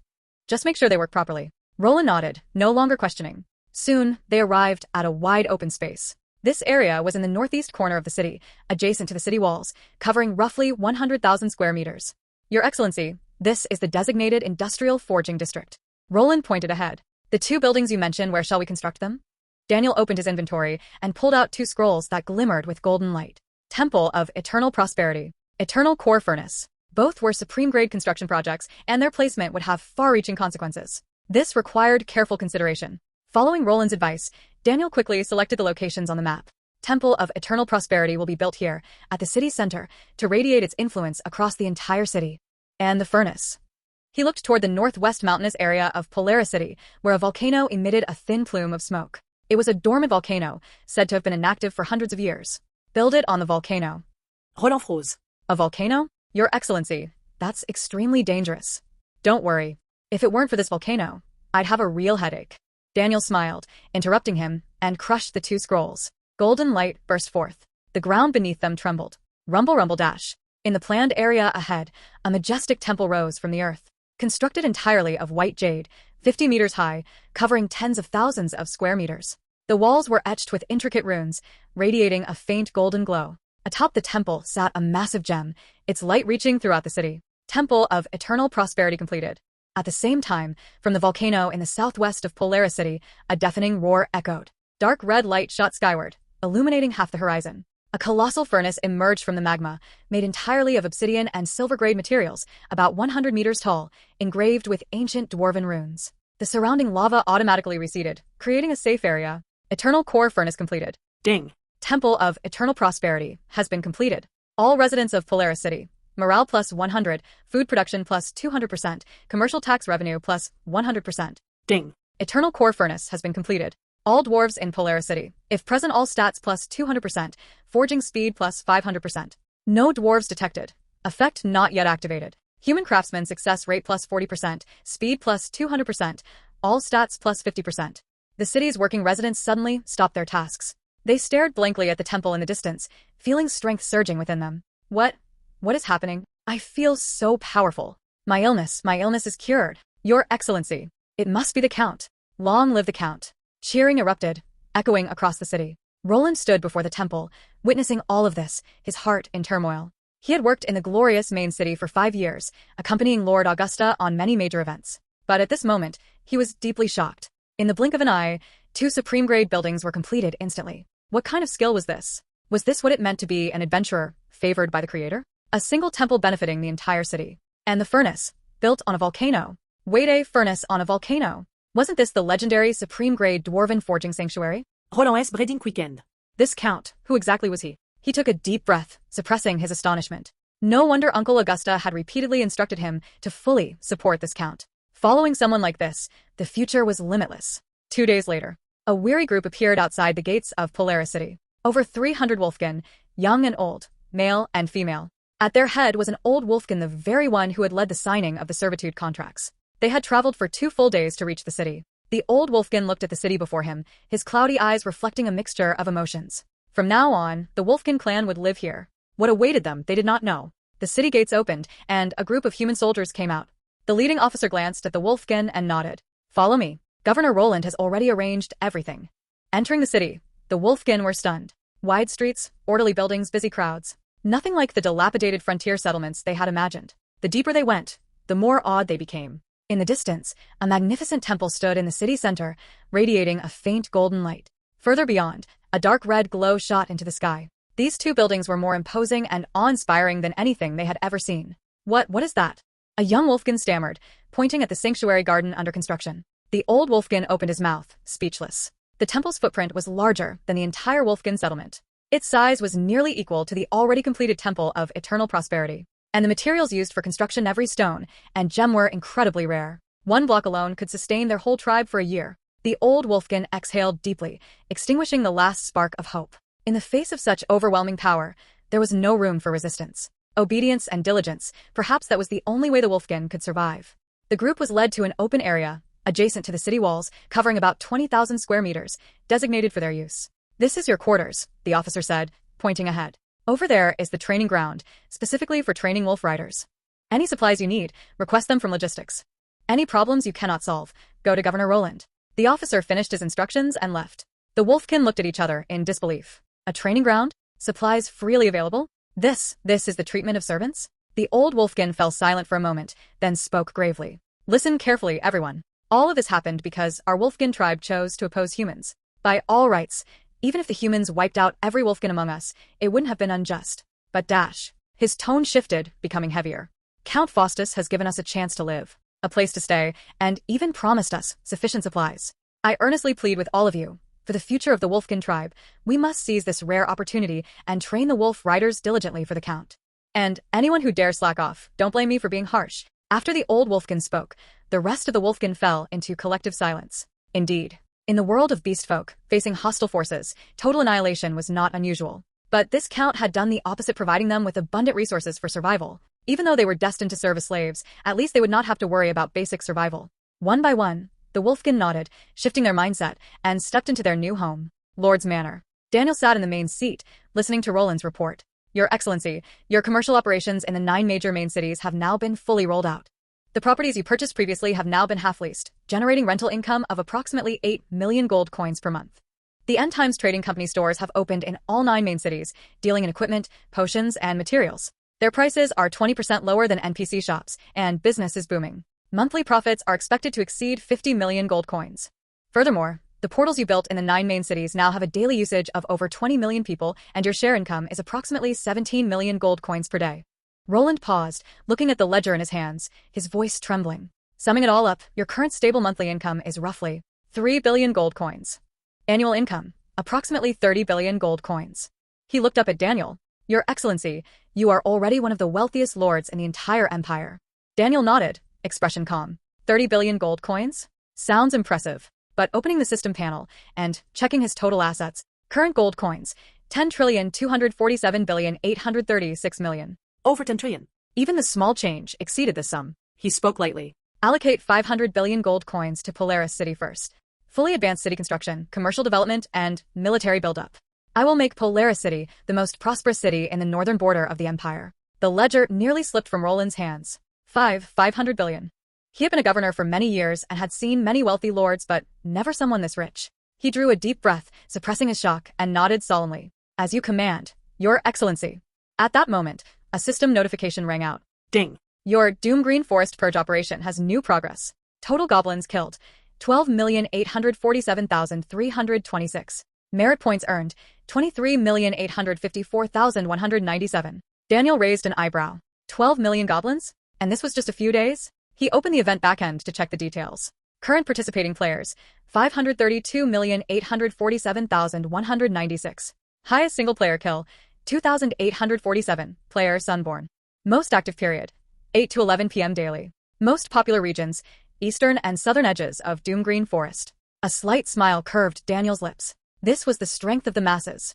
No matter how strong he was, how many goblins could he kill alone in a day? 10,000? 100,000? But with the players participating, tens of millions of goblins could be killed in a single day. And the players were enthusiastic. They could farm merit points, get equipment, and level up. Why wouldn't they? Daniel only needed to post the task, set the reward share, and sit back to collect both money and merit points. Multi-win. Perfect. The strength of the masses, truly the greatest. He murmured to himself, a small smile in his eyes. Future events like this should be run often. Exploit or rather, wisely leverage the player's strength. Everyone profits together. Brilliant. Meanwhile, Doom Green Forest. A 7-person squad moved through the woods. At their head was a burly greatsword warrior, carrying a golden glimmering greatsword. Sunborn, LV-52, greatsword warrior. Captain, where are we farming today? A player dressed as an assassin leaned closer. Sunborn opened the map and pointed at a marked location. There's a goblin settlement ahead. I discovered it yesterday. About 200 goblins, with a level 50 leader. We're 7. If we coordinate properly, we can take them all down. The other's eyes lit up. 200. That's a ton of merit points. Let's go. Move out. 10 minutes later, the 7 crouched in the grass, observing the settlement. It was a small goblin village, with dozens of crude huts made of wood and hides. Over 200 goblins moved between the huts, some cooking, some sharpening weapons, some fighting and roughhousing. In the center, a slightly larger goblin sat on a rock, gnawing on a bloody bone. Goblin leader, LV-42, silver grade. Sunborn studied them carefully, then quietly assigned roles. Tank, draw aggro, and keep them contained. Mages and archers, focus on small goblins first, then all fire on the leader. Healers, watch the tank's HP.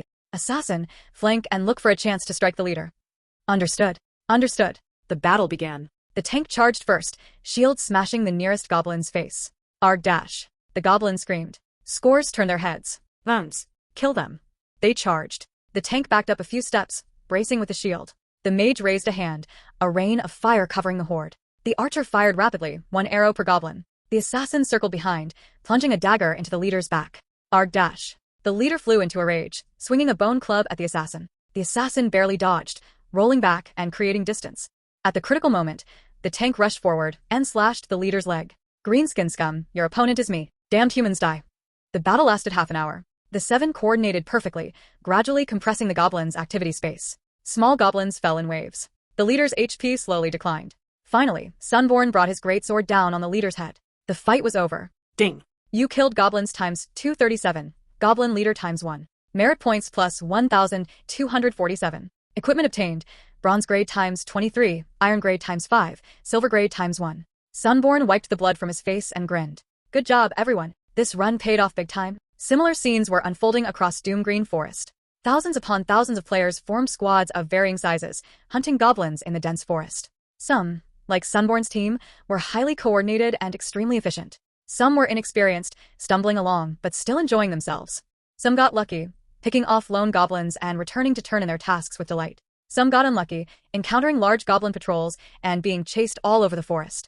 But no matter the outcome, everyone was farming merit points. Everyone was getting stronger. This was the strength of hundreds of millions of players. Daniel sat in Lord's Manor, watching the constantly updating numbers in the back end, a smile gradually forming on his lips. To leverage the strength of the players, this was truly a joyous thing. One day later, Luminera. Daniel entered the intelligence bureau and approached the task window. Submit task. He handed over the Goblin High Priest's letter, supplementary documents, and the Wolfkin tribe leader's token one by one. The clerk behind the window examined them for a moment, eyes flickering with surprise. Ding. Congratulations on completing the Intelligence Bureau Commission.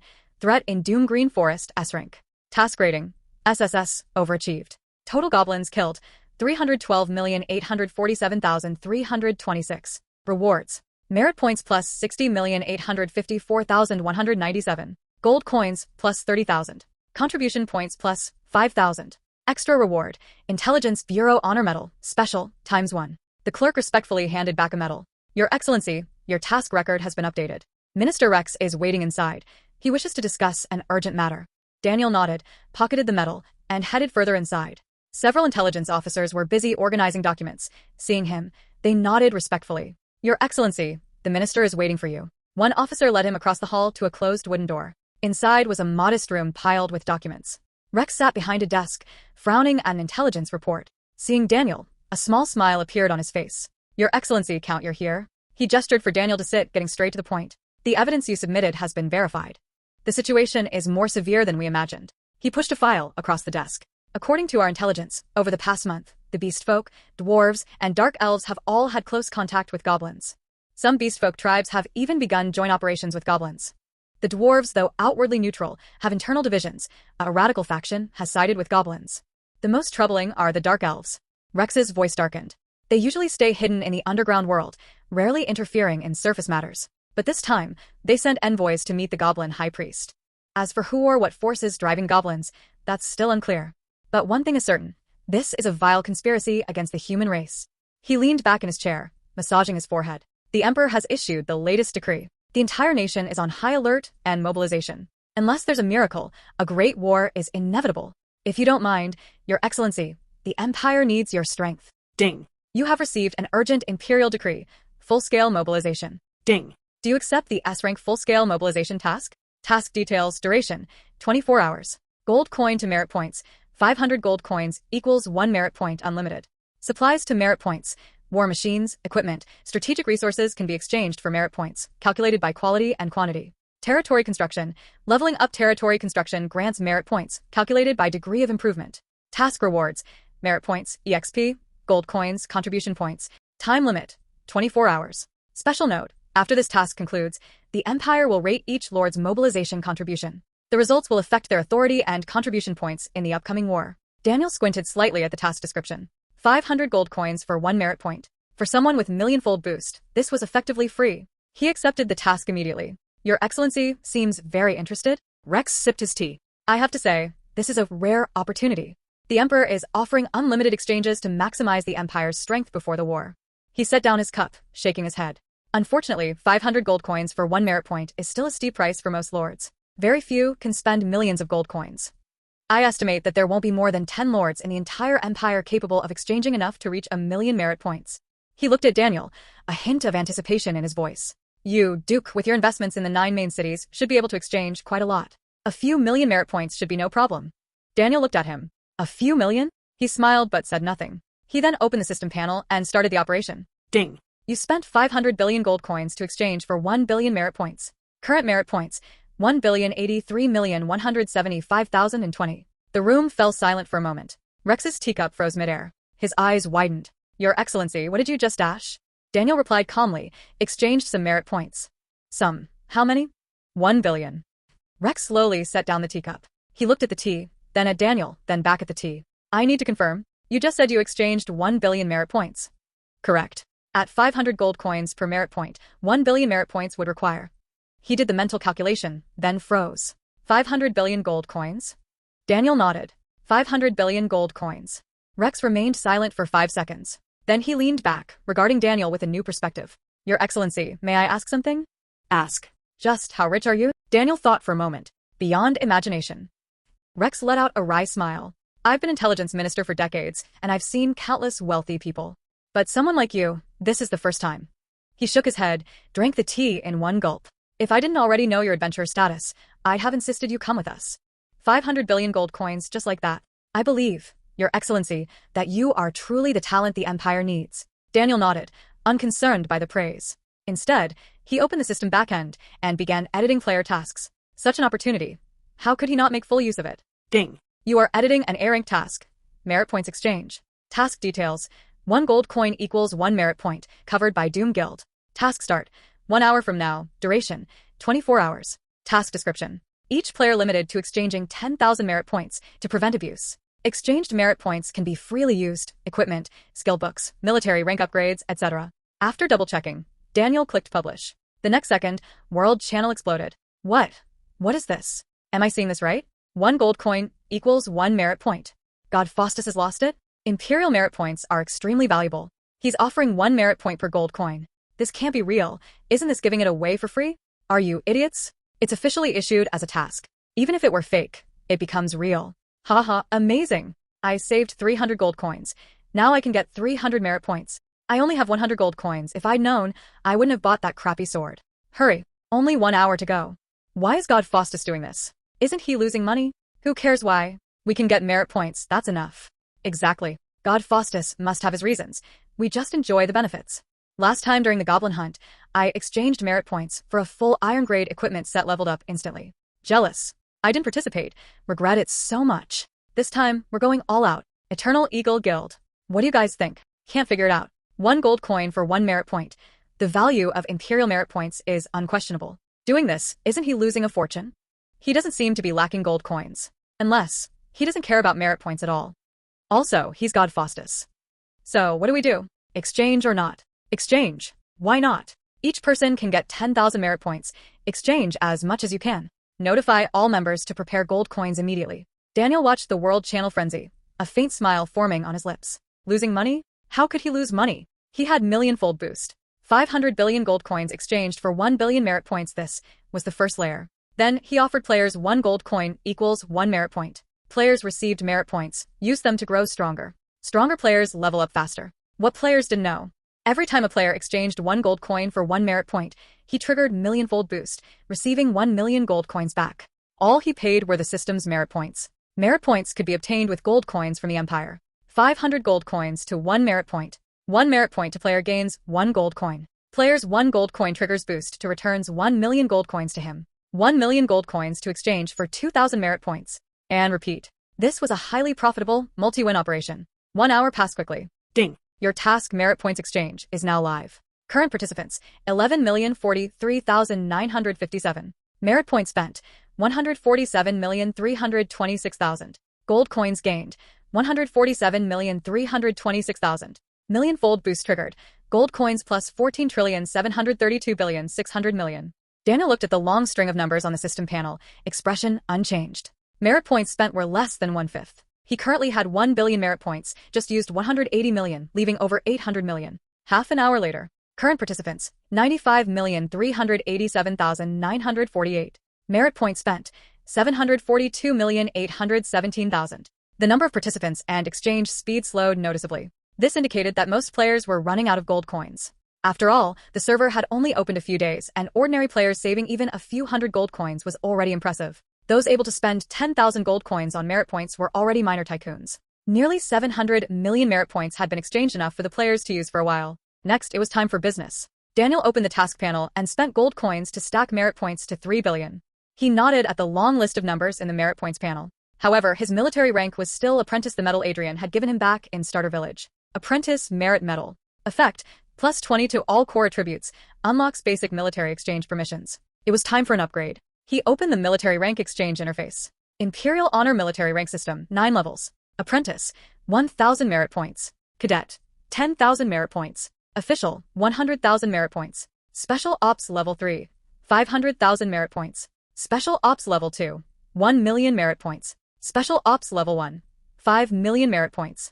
Honor, 100 million merit points. Hero, 500 million merit points. Legendary, 1 billion merit points. Daniel's gaze landed at the top. He was currently apprentice level and could ascend all the way. From apprentice to legendary, a total of 1,606,611,000 merit points were required. He had 3 billion merit points, more than enough. Ding. You spent 10,000 merit points and promoted to cadet.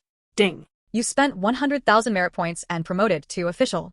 Ding. You spent 10 million merit points. System notifications sounded continuously. Daniel's military rank soared. Ding. You spent 1 billion merit points and your rank has been upgraded to legendary. Golden light shimmered. A brand new medal appeared on his chest. Legendary merit points medal. Effect. 4 core attributes plus 2,000. All portals and transport within the Empire are free. 50% discount at official Imperial shops. During national wars, commanded troops gain plus 10% attack and defense.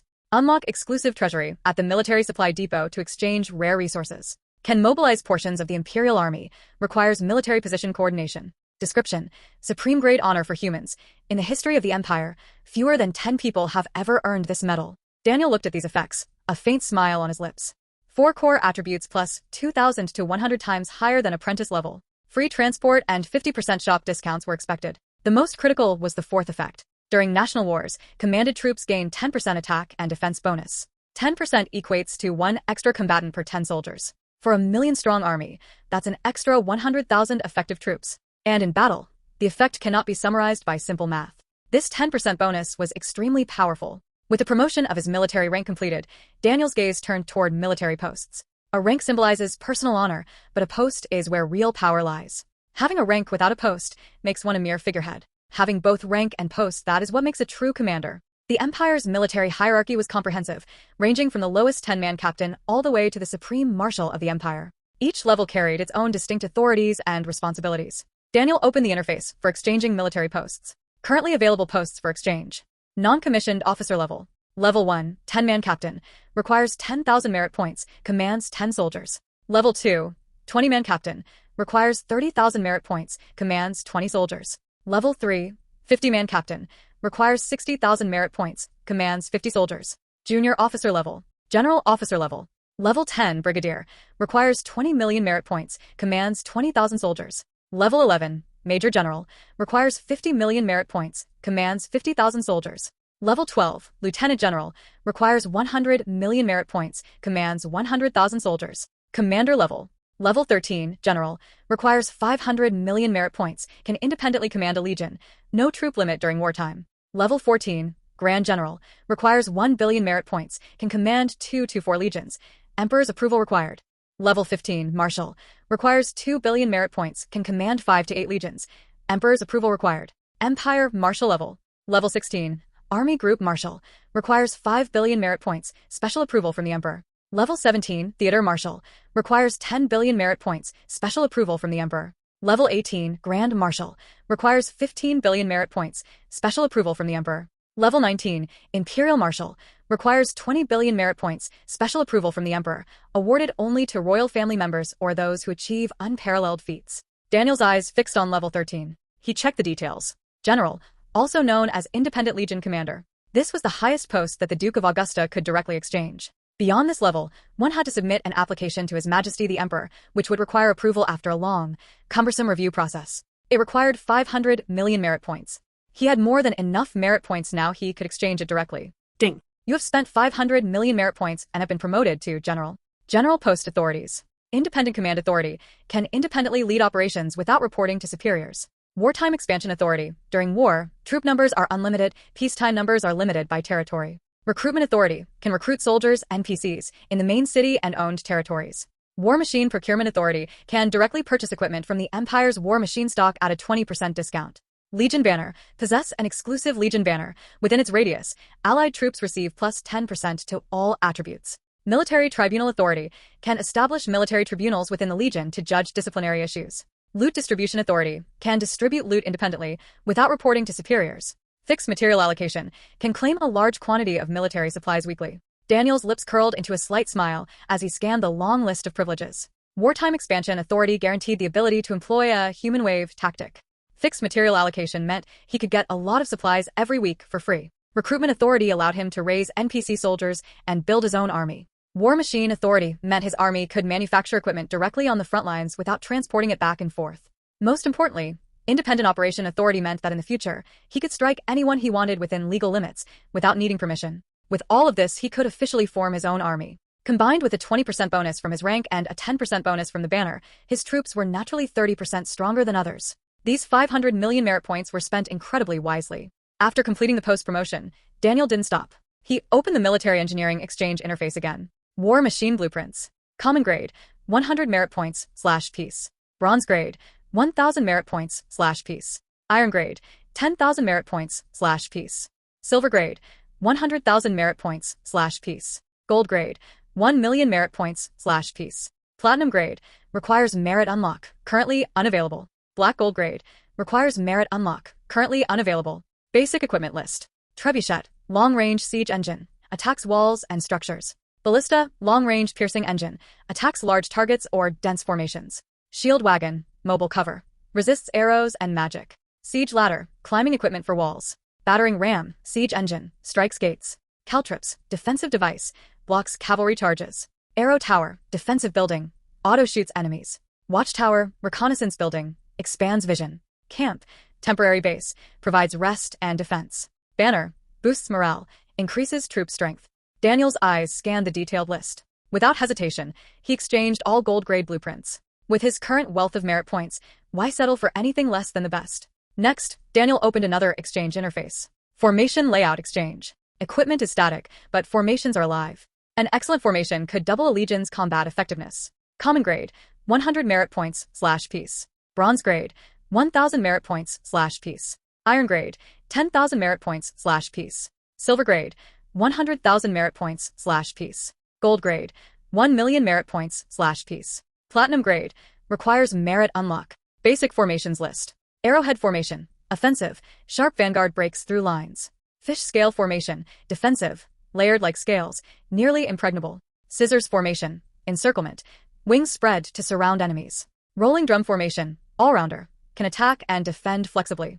Loose formation, deceptive, lures enemies in. Dense formation, tightly packed, shields and soldiers face forward head-on. Cone formation, assault, sharp front line penetrates defenses. Pocket formation, baiting, center falls back while wings encircle. Again, Daniel exchanged all of them without hesitation. If he wanted to truly arm his strength, it had to be with the best. After exchanging these two sets of blueprints, Daniel turned toward the Lord's Manor. His merit points were now ridiculously abundant. It was time to upgrade his noble title. No matter how high a title could go, it was never too high. Augusta was reviewing documents. Looking up, she saw Daniel approaching. Count Faustus? How may I assist you? Daniel stepped in front of him and got straight to the point. Lord of the city, I want to be promoted to Duke. Augusta's quill froze midair, his face full of astonishment as he looked at Daniel. Duke. He set down the pen and spoke. Count Faustus, you should know that between Count and Duke, there is Marquis, Augusta explained. To skip directly to Duke, 3 conditions must be met. First, you need over 1 billion merit points. Second, your empire contribution points must be sufficient. Third, you require special approval from His Majesty the Emperor. Daniel nodded. I have the merit points. He opened his panel and proactively showed Augusta. Military rank, legendary merit medal. Military post, general. Augusta es pupils constrictit. He drew a deep breath and looked at Daniel. Why you? How did you manage this? Daniel smiled. Didn't His Majesty open gold coin exchanges for merit points? I just exchanged a little. Augusta fell silent for 3 seconds, then discreetly checked the merit point exchange details. Soon his entire body froze. A little exchanged? You mean the 3 billion merit points? He knew exactly how many gold coins it would take to get that many merit points. And hadn't Daniel just purchased all 9 main city properties? How did he still have so much capital to exchange for these merit points? This kid, how rich is he? Yet he didn't ask further. Augusta nodded. The merit points are enough, and your empire contributions are also sufficient. The teleportation network you built, plus the intelligence reports you recently submitted, the funds you provided for imperial preparations, all count. As for His Majesty, he paused, then stood. I will report to His Majesty immediately. With your contributions, the Emperor will surely approve. Half an hour later. Ding. Global announcement. Player Faustus, due to outstanding contributions, has been specially approved by His Majesty the Emperor for promotion to Duke. As the first player to receive the Duke title, the following rewards are granted. Contribution points plus 100,000. Gold coin plus 10 million. Honorary title, Pillar of the Empire. This achievement has been recorded in the Stellar Chronicles, immortalized for all history. Duke authorities. Judicial immunity. Except for the Emperor, no one can judge or sentence the Duke. Unlimited task issuance. Can publish tasks to anyone, special tasks excluded. Rewards at own expense. Territorial limit expansion. Can hold main city-level territories, unlimited in number and population. Recruitment cap increase. Army recruitment limit increased to 1 million soldiers. Tax privilege. Can levy up to 15% tax in territories. Appointment authority. Can appoint officials of Viscount rank and below. Parliament seat. Permanent member of the Imperial Parliament with voting rights on major decisions. Imperial audience. Can request an audience with the Emperor at any time. Wait, are we even playing the same game? Exactly. I feel like they're playing some single-player cracked version while we're still grinding tasks and running maps. Seriously, last time I entered the police department for quest and almost got thrown out like a beggar.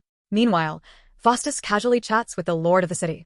This is insane. Comparing people like this is infuriating. See it, everyone? People like this completely break game balance. This Faustus is literally on another level. Here come the fixed NPCs.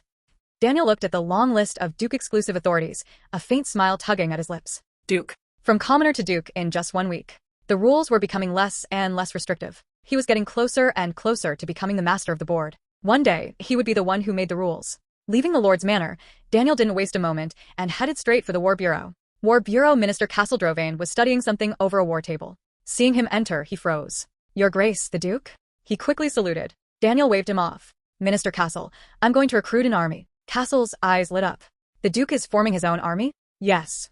My territories are on the edge of Abyss Demon lands, and the entire Empire has been preparing for war lately. I want to contribute to the Empire as well. Daniel nodded. Please show me the recruitment list. As you wish, Your Grace. Castle hurriedly unrolled a massive scroll, filled with detailed information. Recruitable NPC soldiers. Imperial Infantry, LV 80-100, Iron Grade, 10 gold coin/person. Imperial Archers, LV 80-100, Iron Grade, 12 gold coin/person. Imperial Cavalry, LV 100-120, Iron Grade, 20 gold coin/person. Imperial Heavy Infantry, LV 100-120, Iron Grade, 18 gold coin/person. Imperial Heavy Cavalry, LV 120-150, Bronze to Iron Grade 10 to 30 gold coin/person. Imperial Mages, LV 100-150, Bronze to Silver Grade 10 to 50 gold coin/person. Imperial Priests, LV 100-150, bronze to silver grade 10 to 45 gold coin/person. Imperial Scouts, recruitable high-ranking officers. Chief Strategic Officer Hudson, LV 230, epic grade 10 million gold coin.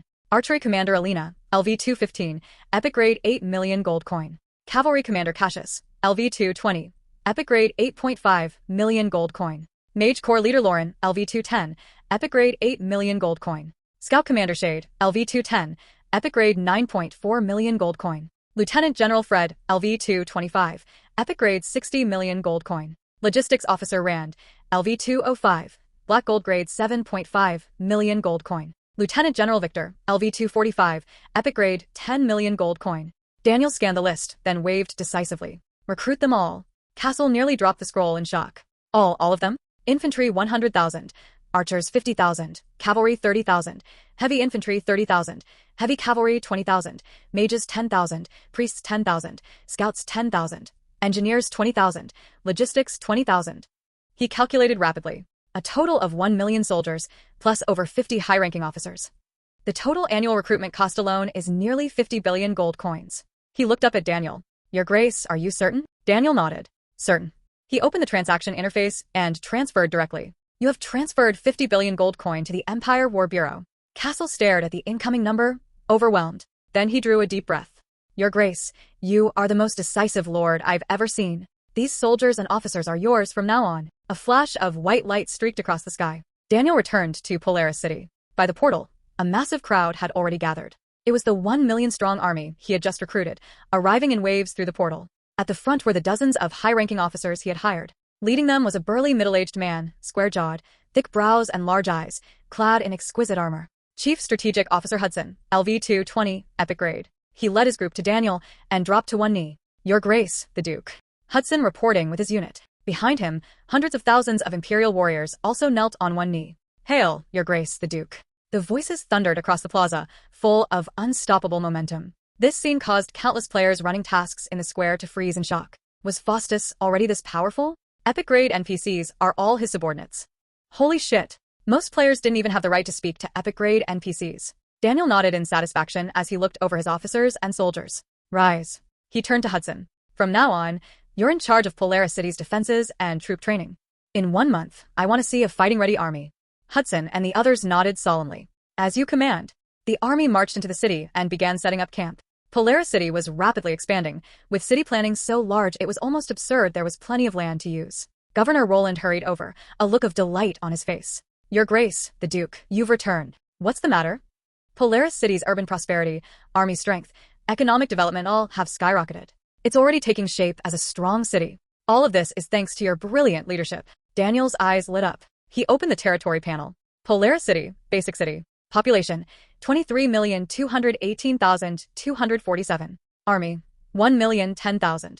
Commercial prosperity, S grade. Industrial development, SS grade. Agricultural development, A grade. Defense level, S grade. Promotion conditions, all met. Promotion cost, 500 million gold coin. Promote? Daniel raised an eyebrow. He hadn't expected the city to meet the promotion requirements so quickly. Confirm. In the next moment, golden light burst from Lord's Manor, instantly enveloping the entire city. Boom. The ground shook. The city walls automatically rose and thickened. Streets widened, paved with smooth stone slabs. Buildings upgraded, becoming more grandiose. A massive magical barrier rose from Lord's Manor, covering the entire city. Ding. Polaris City has been successfully promoted to mid-tier city. New buildings, intermediate walls, magical shield, large warehouse, mid-tier barracks, mid-tier training ground. Daniel nodded in satisfaction. But he didn't stop and opened the territory panel again. Polaris City, mid-tier city. Conditions for first-rank city. Population greater than or equal to 100,000 met. Army greater than or equal to 50,000 met. Commercial prosperity greater than or equal to A grade, S grade. Industrial development greater than or equal to A grade, SS grade. Agricultural development greater than or equal to A grade, A grade. Defense level greater than or equal to A grade, S grade. Promotion cost, 2 billion gold coin. Promote? Daniel clicked confirm without hesitation. Boom. Stronger tremors shook from beneath the ground. The golden light was even brighter than before, covering the entire city. City walls rose from 10 meters to 20 meters. Streets widened further, paved with finer stone slabs. Buildings upgraded again. Many wooden structures became stone.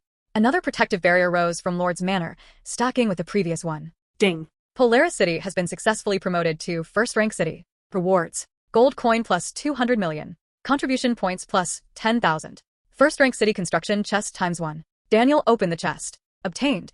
Advanced watchtower blueprint ×1. Obtained. Magic tower construction permit ×1. Obtained. Polar Knight barracks blueprint ×1. His eyes lit up as he collected everything. He then looked at the territory panel again. Polaris City. First rank city. Conditions for main city promotion. All met. Promotion cost. 10 billion gold coin. He continued the promotion. Boom. The entire city trembled. This time, the golden light was brighter than the previous two combined. Walls rose from 30 meters to 50 meters, forged from silver-grade metal and stone. Streets automatically widened to 8 lanes, paved with magical stone bricks. All buildings upgraded. Wooden structures completely disappeared, replaced by stone and metal constructions. A third protective barrier rose from Lord's Manor, stacking with the previous two, forming 3 layers of protection. At the city center, a massive portal was automatically generated, connecting the 9 main cities. At the city gate, a huge stone monument emerged from the ground, engraved in gold letters. Polaris. Ding. Congratulations. Polaris City has been successfully promoted to Main City. As the first player to promote their territory to Main City, the following rewards are granted. Gold coin plus 500 million. Contribution points plus 200,000. Attribute points plus 2,000. Honorary title, Lord of Pioneers. Special building, Heart of the Main City, can be placed in Lord's Manor to boost citywide stats. Global announcement. Player Faustus has successfully promoted Polaris City to Main City, becoming the first player to own a main city-level territory. Polaris City officially becomes the 10th main city of the human race. This achievement has been recorded in the Stellar Chronicles, immortalized forever. World channel erupted. Wait, can we even play this game anymore? Main City? Polaris City? Wasn't that the small frontier city Faustus bought? How did it become a main city? How long has it been since Faustus bought it? And it's already a main city. I haven't even become a baron, and he's not only a duke but owns a main city. 9 main cities became 10? No way, there are now 10 main cities for humans. Holy shit. Invincible. Faustus, the eternal god. Daniel closed the world channel and looked at the city, now completely transformed. 3 months ago, it had been a dilapidated frontier town. Now it had become the 10th main city. Walls soared 50 meters high, engraved with defensive runes. Several special buildings stood in the city, each radiating unique light. On the skyline, the golden glow of Sanctuary Garden, the silver light of Temple of Eternal Prosperity, and the red glow of Eternal Core Furnace intertwined. Wide streets were bustling with people, shops lined every corner, vibrant and lively. Outside, the 1 million-strong army trained, their shouts shaking the air. He had created an entirely new chapter in Stellar's history. Taking a deep breath, he entered Lord's Manor and placed the heart of the main city at the core. A soft light instantly enveloped the city. Heart of the main city effects. All city residents plus 10% to all attributes. All city troops plus 15% to all attributes. All city commercial tax revenue plus 20%. All city industrial output plus 20%. All city agricultural output plus 20%. Immigration attraction probability plus 200%. Special talent attraction probability plus 300%.